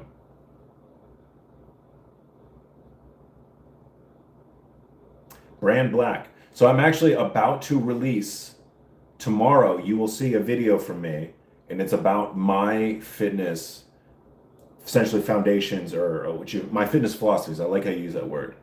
And I'm going to talk about it. And I've got 5 pillars, which is strength, speed, endurance, mobility, and aesthetics. Because at the end of the day, if you don't look good, you can't do good, brother. Also, one of the things I first learned in SF is 2 rules. Always know where you're going and always look good. That's rule 1. Rule number 2 is if you don't know where you're going, at least look good doing it. Okay. Do you read the Staley Stoic or any of Ryan Holiday's stuff? I look at something, so I have the book. I don't even see this. I keep this by my desk. And I try to read at least one passage every single day. There's also other things. Like I'm subscribed. There's a guy who's a really good modern interpreter of the Stoicism. He's called the Daily Stoic. If you haven't seen him, check him out. But I also like to look at general philosophies. I feel like just because you like Stoicism, this shouldn't be the only thing you read. I like to read all sorts of philosophies. I like certain aspects of Buddhism. There's a lot of things you can learn. Like, not everything is just the best, right? Like, if you take a little bit from everything, you can create some sort of compilation of some good mentalities, some good philosophies. So, don't read just Stoicism. It's a good foundation, though. Do you read the United States is a constitutional republic? Hell yeah, it is. Hell yeah, it is, River. How many of the TFGOs fail the CIA polygraph, though? Not many. Because you have CIA basically have CIA style polygraphs just to get into TFO. How will you know when it's time to leave a unit or get out? Great question. This is my advice to anybody when going to the military, Clifford. When you get to the military, find out exactly what you want to do. Whether you want to be a Ranger, SF, Green Beret, Delta, whatever it is, get there, and once you achieve whatever it is, even if you're a pilot or Delta operator, let's just those examples. Get there, do it for 5 years. My recommendation is do it for 5 years, 6 at the most, and then leave. Get out of the military. Take your skills to the civilian world. You will be much more appreciated, and your experience that you've learned there is invaluable. And you are not going to be rewarded for your experience and what you've done further on in the military. Trust me. So find out what you do it. 5-6 years, get out. If you're implying that the strikes on Iran against the interest of the people, why are the American Persians celebrating the streets? Fat Sixer 999. You're not wrong, brother. Preach. Bro, what would be like the best private investigator ever with your background? Possibly, but I don't think the idea of a private investigator would appeal to me. I don't know. The American public got to see behind the black curtain and know what's in Tier 1 intelligence services, ground branch, etc. What would they be most surprised about? Brand black, that is that is a great question. I'm not gonna lie. I think a lot of you would be disappointed. I think that there's a lot of great stuff, but there's a lot of stupid shit that goes on too. Sometimes the amazing stuff that Tier 1 units pulls off, you would be amazed at how it still happens with some of the stupid stuff. And I would say that most of the stupid stuff that happens in tier units is because of bureaucratic bullshit, because it still exists, because you are still a unit within the military unit, still within inside the Department of Defense, and that has its drawbacks. And then, of course, there's still toxic fucking leaders out there. Yeah. Did you hate everything about living in the Pacific Northwest? That is a great question, Suga. No, I did not. I think that it's a cool place to live. Like the scenery, the Northwest, the West Coast, awesome. It is the best coast. I live on the East Coast. West Coast is best coast though. The Pacific Northwest, if you're cool with rain, it's a beautiful place. I do like sunshine though, more than 2 months a year. So, so there's that. I do think, yeah, let's just leave it at that. Kelly Erickson, thank you for your service. I appreciate you, Kelly. I appreciate you. What's the career track like in the unit? At the 6-year mark, are you a leadership position? Yes. Probably by the 6-year mark, you're in a leadership position. You are at year 3, you are considered a senior operative, and if probably within a couple of years about you making senior operative or operative status, you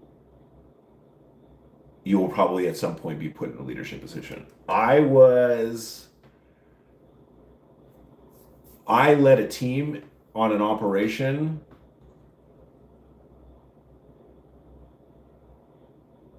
December of 2014. So I'd actually been, 3.5 years after I graduated OTC, I led a team on an operation.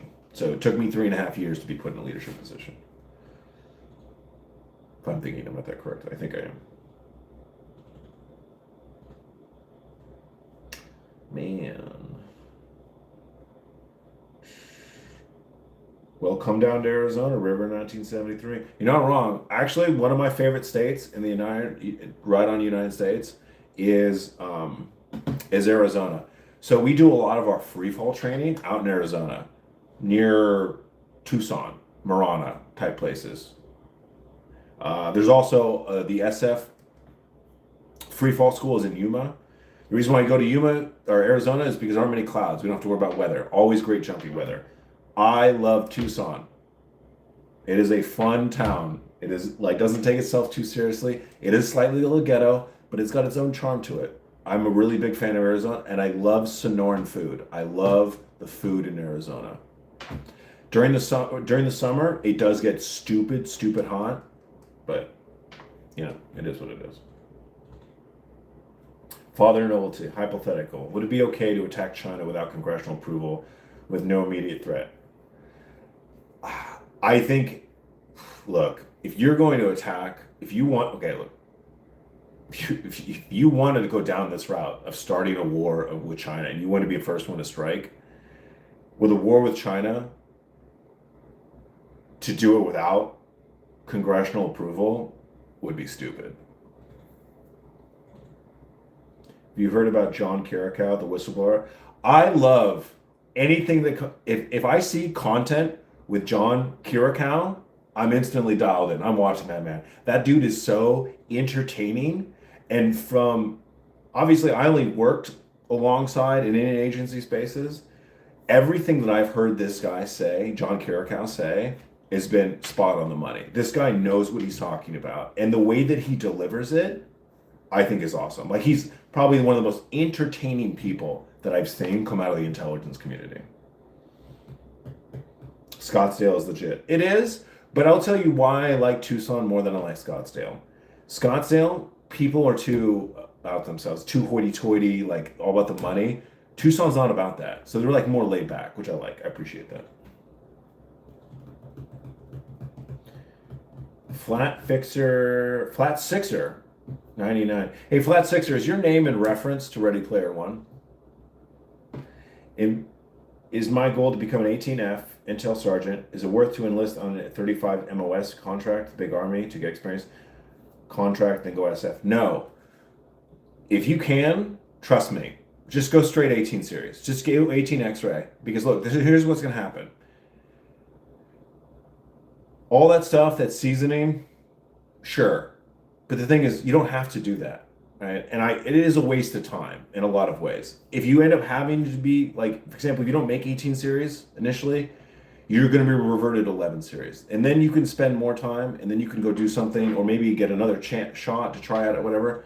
Just go 18 series, go 18 X-ray. You will actually learn more as an 18F than you will, I think, in the entire 35 series pipeline, right? I had to do it because of my medical disqualification. If I could do it again, I definitely would have went the 18 series route directly, the 18 X-ray program. So I would do that, become an 18F, because you're going to be an 18 Bravo, Charlie, Delta, and Echo. Then you spend some time in those OS, and then later on, because an 18F is you don't initially get that out of the Q course. You have to be a senior of one of the 4 MOSs, Charlie, Bravo, Charlie, Delta, Echo. And then you learn all the ASON stuff, all the Intel stuff, and that's a great thing. Like one of my closest friends, who I'm still very close with from my times at group, he went 18 Fox, and then he became an 18 Zulu, and I think he's an 18 Zulu for a National Guard team now. So, answer your question, Flat Sixer 99, 999. Just go straight. Just do the 18 X-ray program. Just trust me, you're wasting your time. Yeah.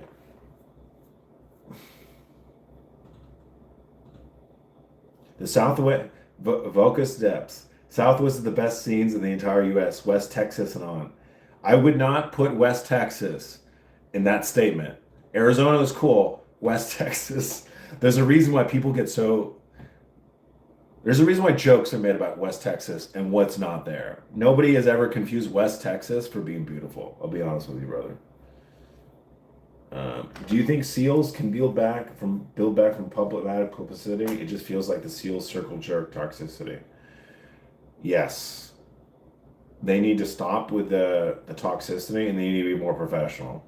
There is probably I would say that the most professional organizations I've seen is Ranger Reconnaissance Company, RRC or RRD, and CAG. Follow their example of what professionalism looks like. In every case, officer human or as charismatic as John? No, they are not. John is a special exception. I've met a lot of case officers who you'll meet them and be like, you're in human intelligence? If you know, you know. Okay, Flat Sister. Okay, so I don't know that much about cars, I'll be honest, and I am a giant nerd, so that's why I read your name and immediately think Ready Player One. What 18 series did you want? Oh, I probably wanted to be an 18 Delta, to be honest, because what's cooler than doing medical stuff? The only mission statement that matters, laying down hot brass, 11 Bravo. True.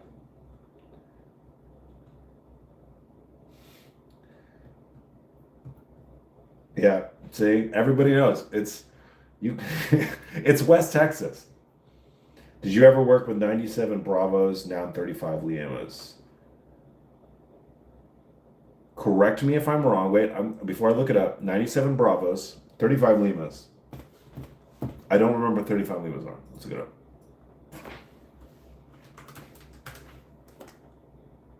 Counterintelligence agent. Yes, I have worked with 35. Okay, so let me tell you what 35 Limas do in a tier 1 unit, their support. And what they do is, so 35 Lima, let's just put it this way, they handle travel documents. Read between the lines. But their support.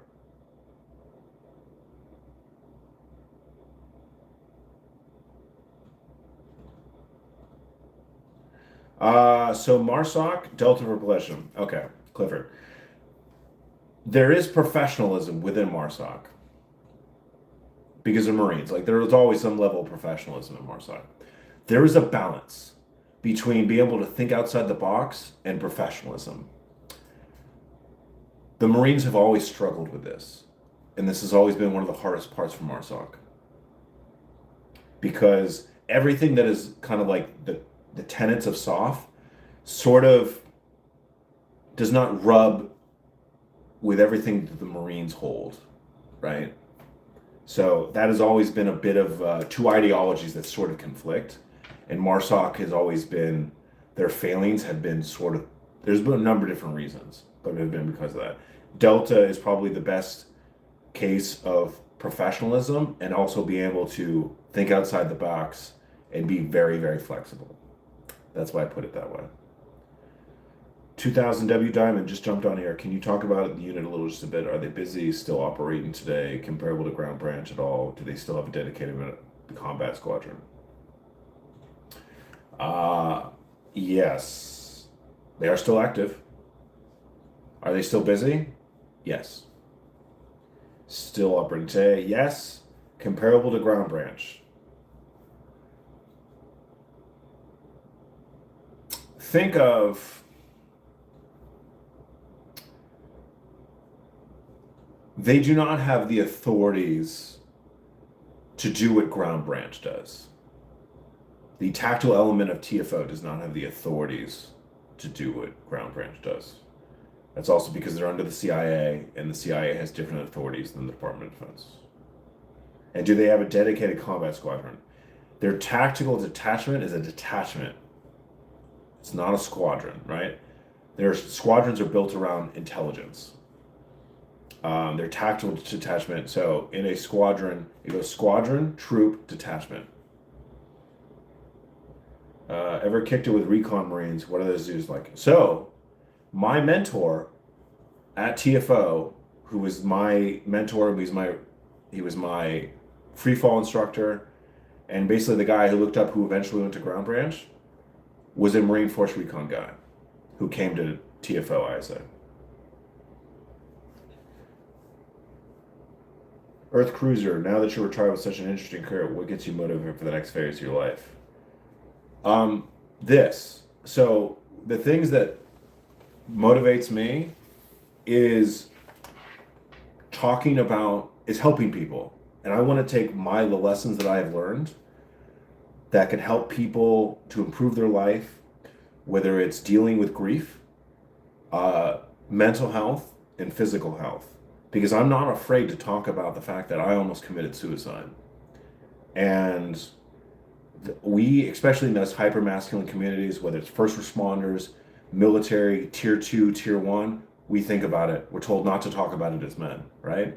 How do you prevent people from committing suicide? We talk about it. We're there for each other, right? We need to stop this bullshit that you're not allowed to fucking talk about it.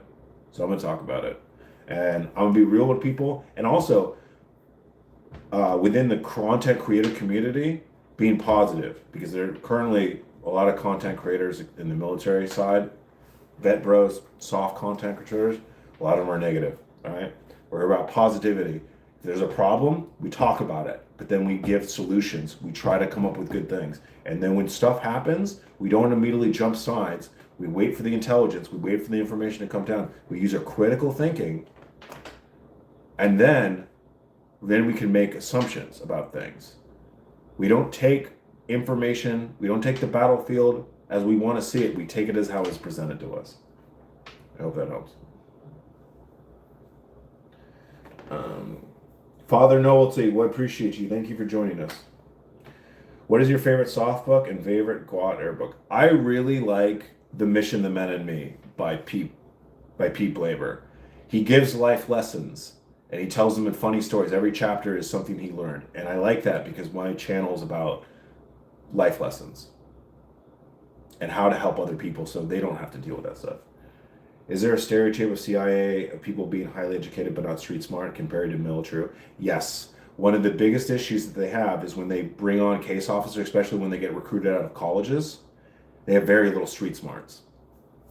They have to learn very quickly. GRS usually has to help them with this. Shout out to GRS. What is the largest population that TFO recruits from? It recruits from intel disciplines and SF probably, and combat arms. So basically combat arms and intelligence. But combat arms, probably the most common one, is 18 series guys. But they, intelligence and discipline and combat arms. How's the CQB for tier 1? I'm a nerd for CQB. The tactile detachment in ISA is designed, they will never be as good as Delta, but they are designed that if they are with Delta, they are able to at least keep up. They'll never be as good as they are. Earth Cruiser, thanks to Vikino. I like the positivity you bring. I'm a subscriber. I appreciate you, Earth Cruiser GT. Appreciate you, brother. Do the Air Force weather guys ever get assigned to Delta, similar to how it works on the 160th? I think so. I wasn't actually ever in. I spent a lot of time there, and I was usually attached to recce teams. If you understand where each troop has, every squadron has assault troops, and then they have a recce team. I was usually with the recce teams, but also working with the assault guys. But I think that was probably like above the squadron asset, which I probably wouldn't work with. So they might, but I don't know. Persian America, you have fallen soldiers will be remembered for. Absolutely, Dick Jones. We appreciate you. You know, we're here for the Persian people.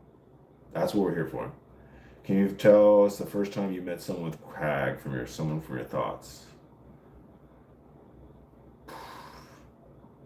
They are just, the first time I met someone from CAG, they are just, when you see someone who's just quiet and just exudes confidence, like the most dangerous man, the most quietest man in the room is the most dangerous man in the room. That's what this whole group of guys, that's what they projected. Favorite war movie out of accuracy? Depends what war. I think the most accurate depiction of the Iraq War is the show Generation Kill. If you think, what is that stupid one about the bomb one?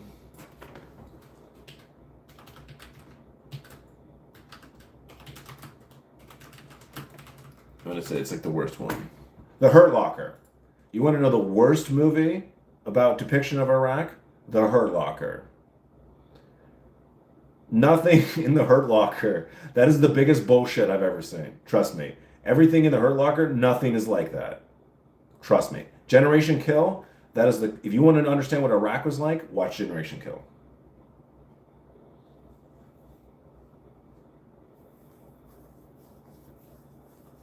Does ISA have K9 handlers? No. Not when I was there.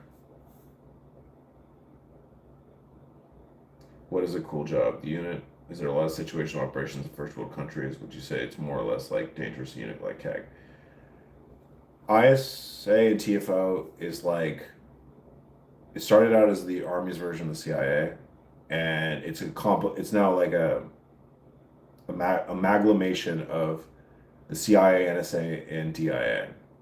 So if you imagine what the CIA and the NSA do, that's what majority of TFO and ISA do, in some form or fashion. Have you seen divorce break an operator enough that they became a mission liability removed from the unit? Yes, this happens all the time. If you divorces will break people, and if you at some point become a liability, you'll be removed from the unit. I believe this is actually this is John Maffei, aka Shrek, aka the Sheriff of Baghdad. This is the reason why he was removed from the unit, or something along that lines. And I've definitely seen this, and I've heard about this quite a bit.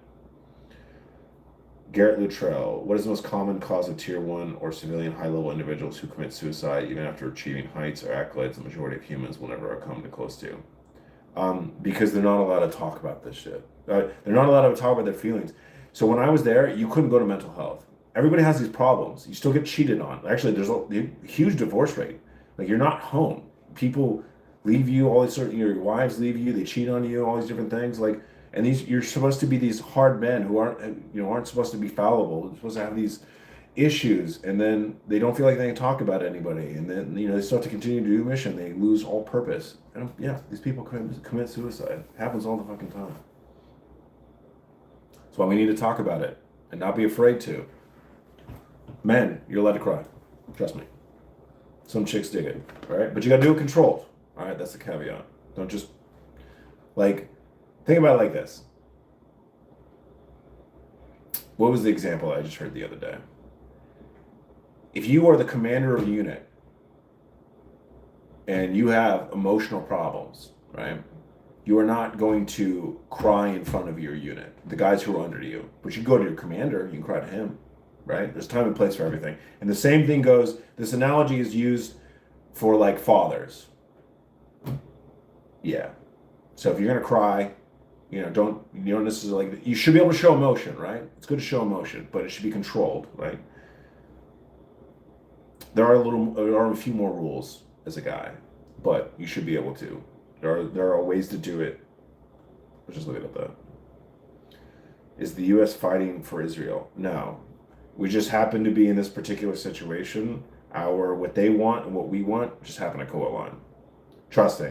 The U.S. government and the U.S. intelligence services, we don't like Israel that much. We just, a lot of times, what we want and what they want happen to align. That's it. Trust me. When people say SMU, is they only talking about Delta or a different special? No. So SMU stands for Special Mission Unit. TFO, orange, green, blue, all 5 tier 1 units are all special mission units. Which is better, a cyber or intel MOS for pipeline or TFO if you don't want to do 18x or 40?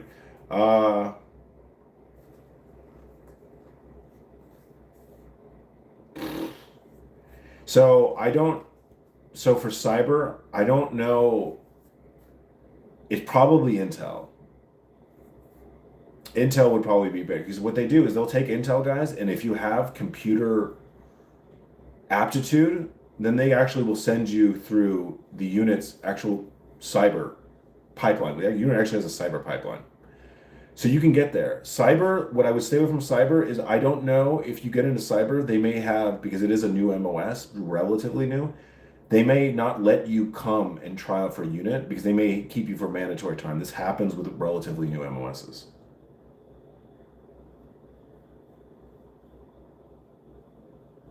Dev Greer, Kentucky National Guard. That's funny. When people say SMU is only talking about Delta, all right, which better cyber? Terminal list is pretty good. Yeah, so far what I've seen for the terminal list is pretty good. Is Fort Bragg cartel 99% bullshit? I'm gonna be honest, I don't know enough about the Fort Bragg cartel to comment on this. Yandi my Yandi podcast. What is this live about? Well, we're mainly talking about Iran and the Iranian people, the Persian people, what's going on right now, and Stoicism in life, because it's what we're always going to talk about. What nation outside the USA has the best spec ops? Britain. There's a reason why we designed all our special operations, all our tier 1 units off the British SAS.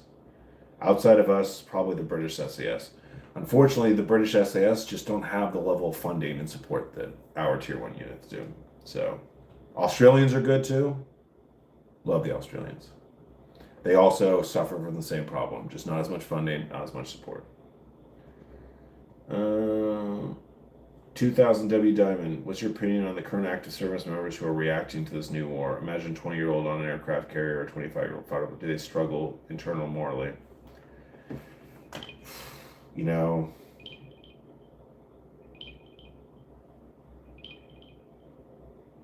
let me think about this. What's your opinion on current actors who are reacting to this new war? People can react however they want, right? You really, I don't like, especially if you don't know war. Like everybody, including myself, before I actually ever went to a war or combat zone, I had my notions about what it would be like, and then you don't really understand. Nobody who's ever been to a war, remember who's actually been in a fight, actually wants to be one afterwards, right? Because you understand how bad wars are, right? There's a time and place, but nobody wishes for it. If that makes sense. Like, do I want to go to war again? No, I don't. If you can never go to war, great. But sometimes there are situations where it's necessary. Have you had a teammate get charged with a crime and lose their position or arrested the MPs? Yes, I have had a teammate get charged with a crime. I have seen what usually happens, Brand Black, is that he will get on the wrong side of the command and the command will just decide to screw him over. This happens quite a bit in the military. The military has a big problem of toxic leadership, and because their just judicial system is insular to the greater judicial system outside of the thing, especially if you're under UCMJ, because the commander is essentially judge, jury, and executioner, it can get kind of bad really quickly. So there's a lot of issues that the military has with that, which is also another reason why I think it's good that social media has come along, is we're actually been able to highlight some of the injustices that are going on inside in the military administratively. Upcoming FX trader, did you ever worked alongside the regimental reconnaissance company before? I have. I've never done an actual real life operation, but I have done numerous training exercises. And the RRC are an extremely professional organization.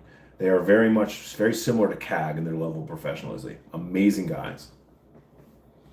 Also, how did you feel when you signed a contract when you joined the military? You know, I was 20 years old and it was 2005. So I knew that I was going to eventually go to the Iraq War. So you don't join during that time and not expect to go there. That's what I wanted to do. I wanted to get to an SF group. I wanted to eventually be a Green Beret.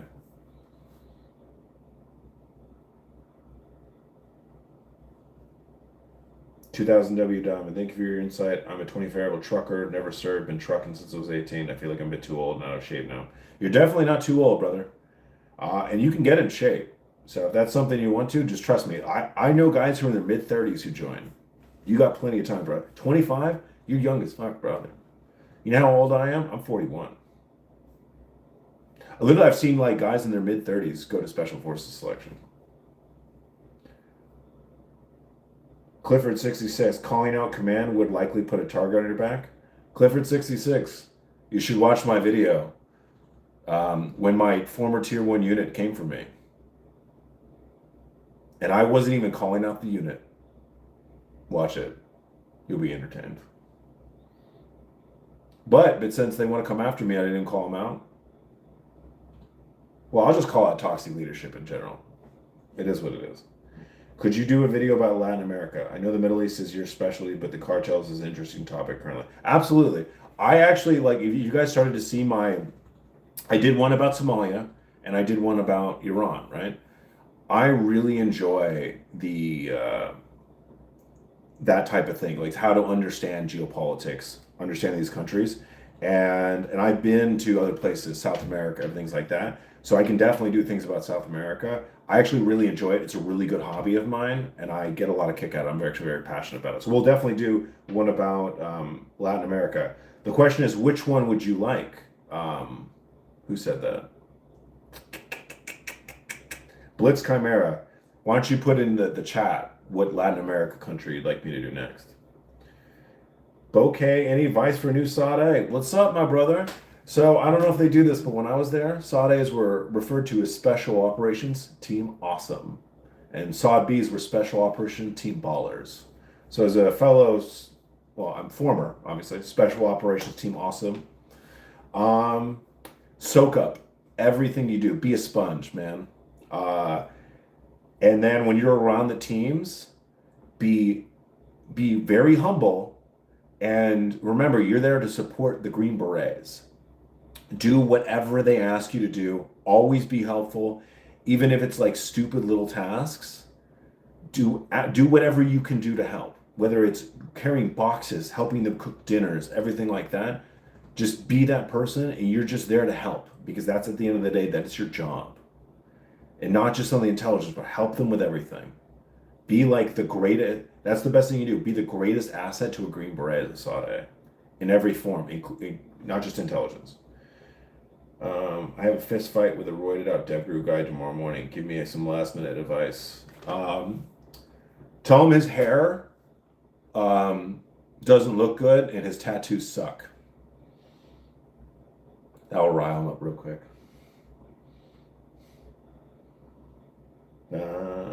Yeah, I'm 22, 23, and I'm looking for a change in my life, and I'm looking to push myself. Absolutely. Look, there's never too late to change your life for the better.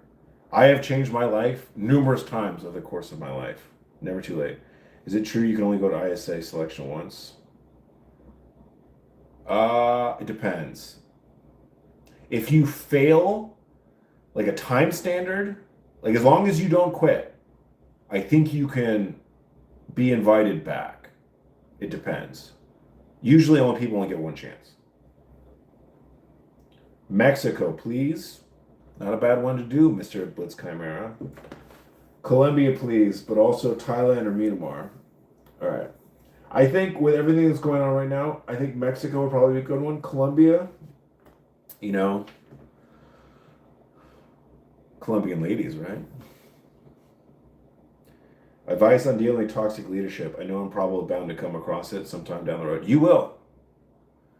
One, document everything.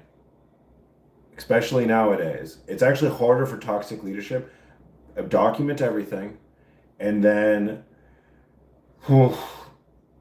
and just, yeah, document everything. And, you know, if you see a problem start coming down, like with your command, get in front of it early. And then if you're having a problem with the commander, use the open door policy of the commander above them. Get in front of it, because if you get in front of it before it actually happens, then that's your best way of dealing with it. Would you rather be in either Dev Crew's CAG Intel Squadron at ISA? I would rather have been a CAG Assaulter. But CAG's Intel Squadron would be pretty sweet too. Can someone just join Coast Guard or RGZ Popline without more challenge, which is more private plane? I don't understand that question. Reports of SEAL team seizing an Iranian oil platform today. Yeah, as long as there's not boots on the ground, an Iranian oil platform, no. Just like Operation Praying Mantis. Doesn't surprise me. As long as we don't put boots physically on the ground, I think that's what they're trying to avoid. But taking an oil rig sounds good to me. Yeah, it's like being a lawyer in the military, document everything. It is. Okay. Also, you hear the concept of a JAG, like military lawyer. They are not there to protect you. A JAG has only one job, and that is to protect the commander. So that JAG so every commander is assigned a JAG officer. And that JAG has one rule, only one job, which is to protect his commander. He does not give a shit about you. That JAG will find legal loopholes to screw you. in order to protect his commander. Jags are not your friend.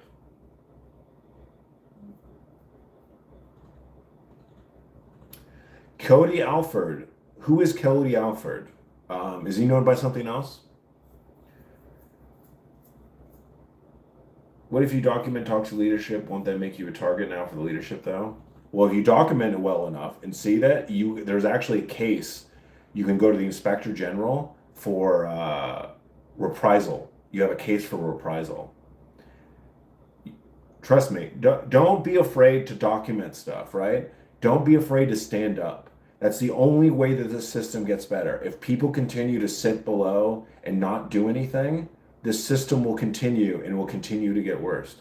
Don't be afraid to be the person that stands up. And that's the hill you die on. I'm all about it. I'm doing that in my own way. People at ISA hate my guts. Well, not all of them. A cool thing, the guy, is Adam Gamal, the guy who wrote the unit. That's not his real name. But he reached out to a friend of a friend to me, and he told me he actually really liked my podcast on the Team House with Jack Murphy. So he actually reached out to Jack Murphy, the host of the podcast, and then told him through me that he liked my podcast. So at least somebody, at least at ISA, doesn't hate my guts anymore. I do know a couple people who do agree with what I'm doing, but there are some who don't. I don't care.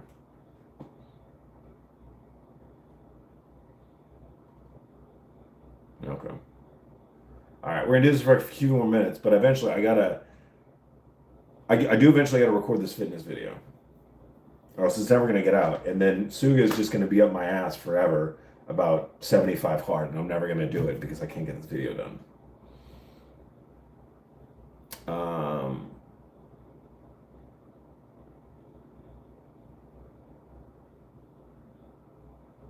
Being a Dental's Intel Squadron requires living in Fayetteville, which sounds like a nightmare. Well, being in Fayetteville is but there's a reason why Southern Pines exists. But that's only as good as it can be, I guess. If you know, you know. Thoughts on the situation, Karachi, consulate, Afghanistan is Afghanistan. It's just, that whole thing's a fucking mess. If you ever consider career in law enforcement, maybe not as local cop, but any flavor of it? No, not really. Just, I don't want to continue. The reason why I left that community was because I wanted to do things with my life that didn't involve that type of stuff. And now I want to take my experience and help people. I think being a cop at this point would take away from what I'm trying to do. If that makes sense. Cody Alford is a former one. Oh, okay. Let me look him up. Cody Alford.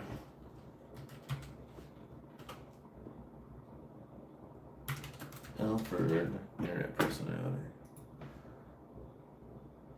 Oh, I've seen this guy on a couple shows. Because I noticed his tattoos and everything like that. I've definitely seen him on a couple shows. I don't think I've really watched anything he's done. I'll definitely have to check him out since you guys are recommending him. Justin 2653, bro. I appreciate you, brother. We'll add that to, I think we're up to 4 people who don't hate me.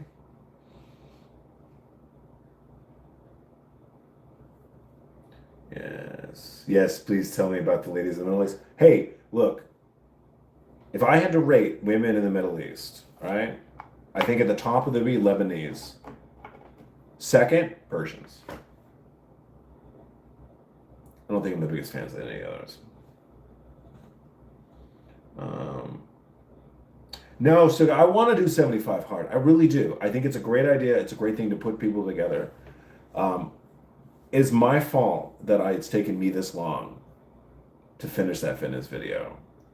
I think we're almost at 6 months overdue, okay? I've got excuses, right? But excuses are like assholes. Everyone's got one and they all stink, so we don't need to get into that.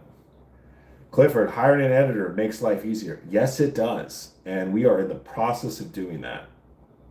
There's a lot of things coming to this channel. So if everybody can't tell, my camera quality, my editing is crap because I do everything myself and I shoot everything off my cell phone. Eventually, we will get to the point where I don't look like I'm doing everything out of my backyard. That will eventually come. All right, content first, grow our subscriber base, and then we're going to bring in the quality. And then you guys are actually like what I put on the screen, because I feel like everybody just tolerates it. Good message, but they tolerate the visual part of it. So we're getting there. All right, we're gonna get there.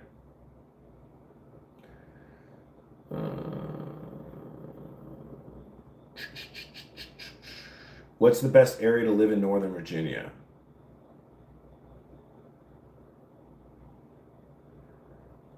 I currently live near Middleburg. I like this area. I like DC. I like Middleburg. I'm not quite sure about the new governor though. Upcoming FX trader. Oh man, so we talk about how good the beard, man. All right, I'm gonna do a post tomorrow, community post, and I'm actually going to show you, everybody, the hairstyle. Actually, I might be able to find it over here. Actually, I don't know if you're gonna be able to see it. The hairstyle and beard, okay? So we're going full native, all right? This is all going to come down here, and the hair is going to be down here, and the beard is going to get longer, all right? And we're going to get to the point where we can tie it back. We're going to do man buns, and we're going to have the full, like, ridiculous long hair Viking look, all right? It's going to get stupid, which is why I wear the hat all the time.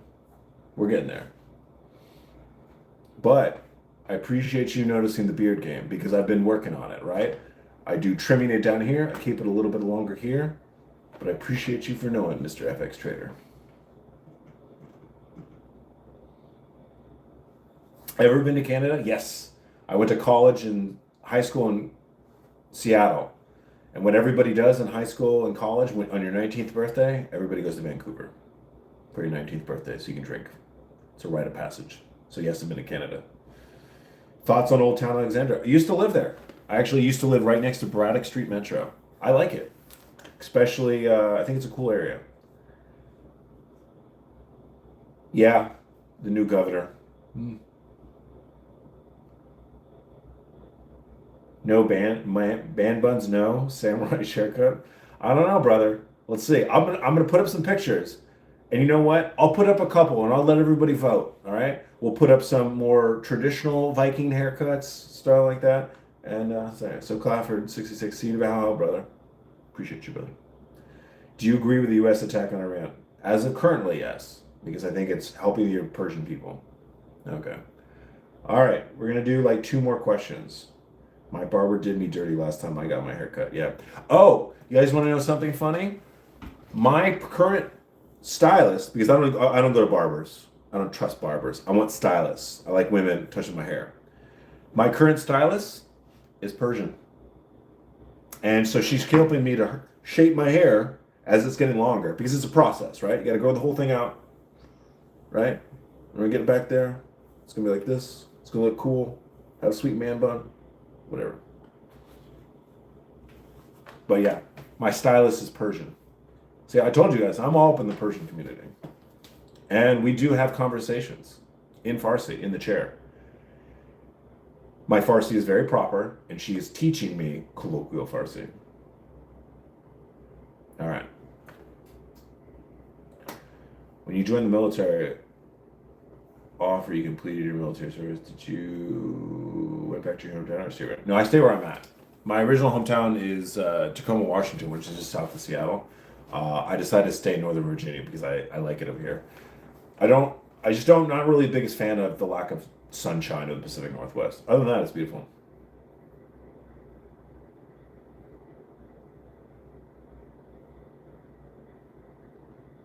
It's a good question.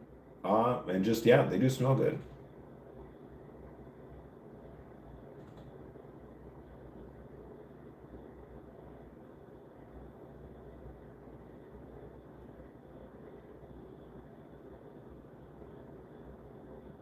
Actually, as a matter of fact, I started using, what is it, finasteride, and actually my hairline is actually slowly growing back. So, but hey, if it comes out, it comes out. Which is another reason why I'm growing my hair out now. I better go do it while I can still do it. Plus, most of my friends don't have hair. So, but yeah.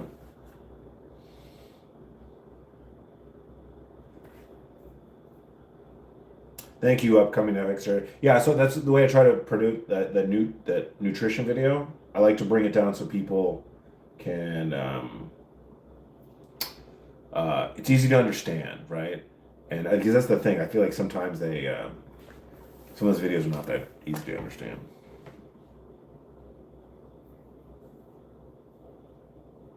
Drew Thornburg, yes, that was me. I was the other dude that was on the team house the other day. And I was just on the team. Oh, wait, am I getting them mixed up? The team room and the team house. Team house is Jack Murphy. That's the first one I did. And the team room is with FNG, which I also did.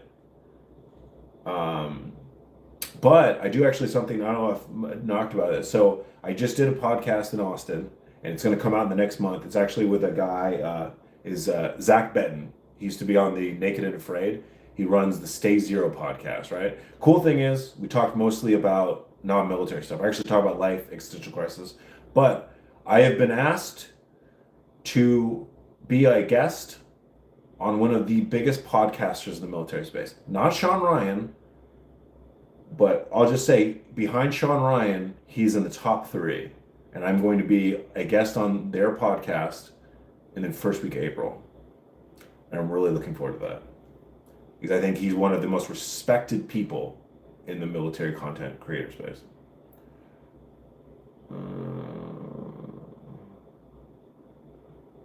Solidity 2, sup dude, love your stuff, keep it going. All right, I appreciate everybody. You guys have been awesome. Great, Gil, you are close. You are close. Not the cleared out one yet. Maybe one day. I actually really like Andy's stuff. I like when I look at content creators that I like to listen to, I look at the ones that are critical thinkers. And Andy Stumpf. Is it Andy Stumpf or Andy Stumpf? I forget. Anyways, that dude, really intelligent, and I love the fact how much of a critical thinker he is. So,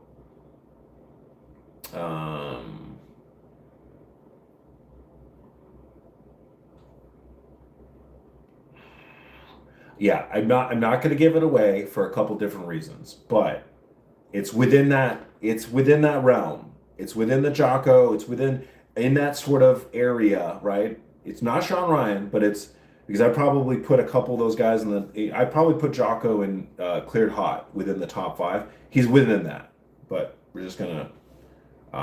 Brent actually just asked me right before this podcast. I got a message from him about 2 hours ago to go on there, but we'll figure that out later. So yeah. So anyways, thank you everybody. I appreciate all of you. You guys are amazing. This has 100% been my best live yet. I've really enjoyed it. We're at almost 2.5 hours, and this was fun. Honestly, I really enjoy this. I really enjoy talking to people. Everybody, thank Suga White 23, because without him, if you've ever been in one of these lives without a moderator, dude, the stupid stuff people post, dude, I'm telling you. So once again, thank you, Suga. We could not have done this without you, brother. And I am going to start resuming doing lives every Sunday. So it's Stoic Sundays. We're going to aim somewhere between 8 and 10 p.m. That kind of depends on my level of.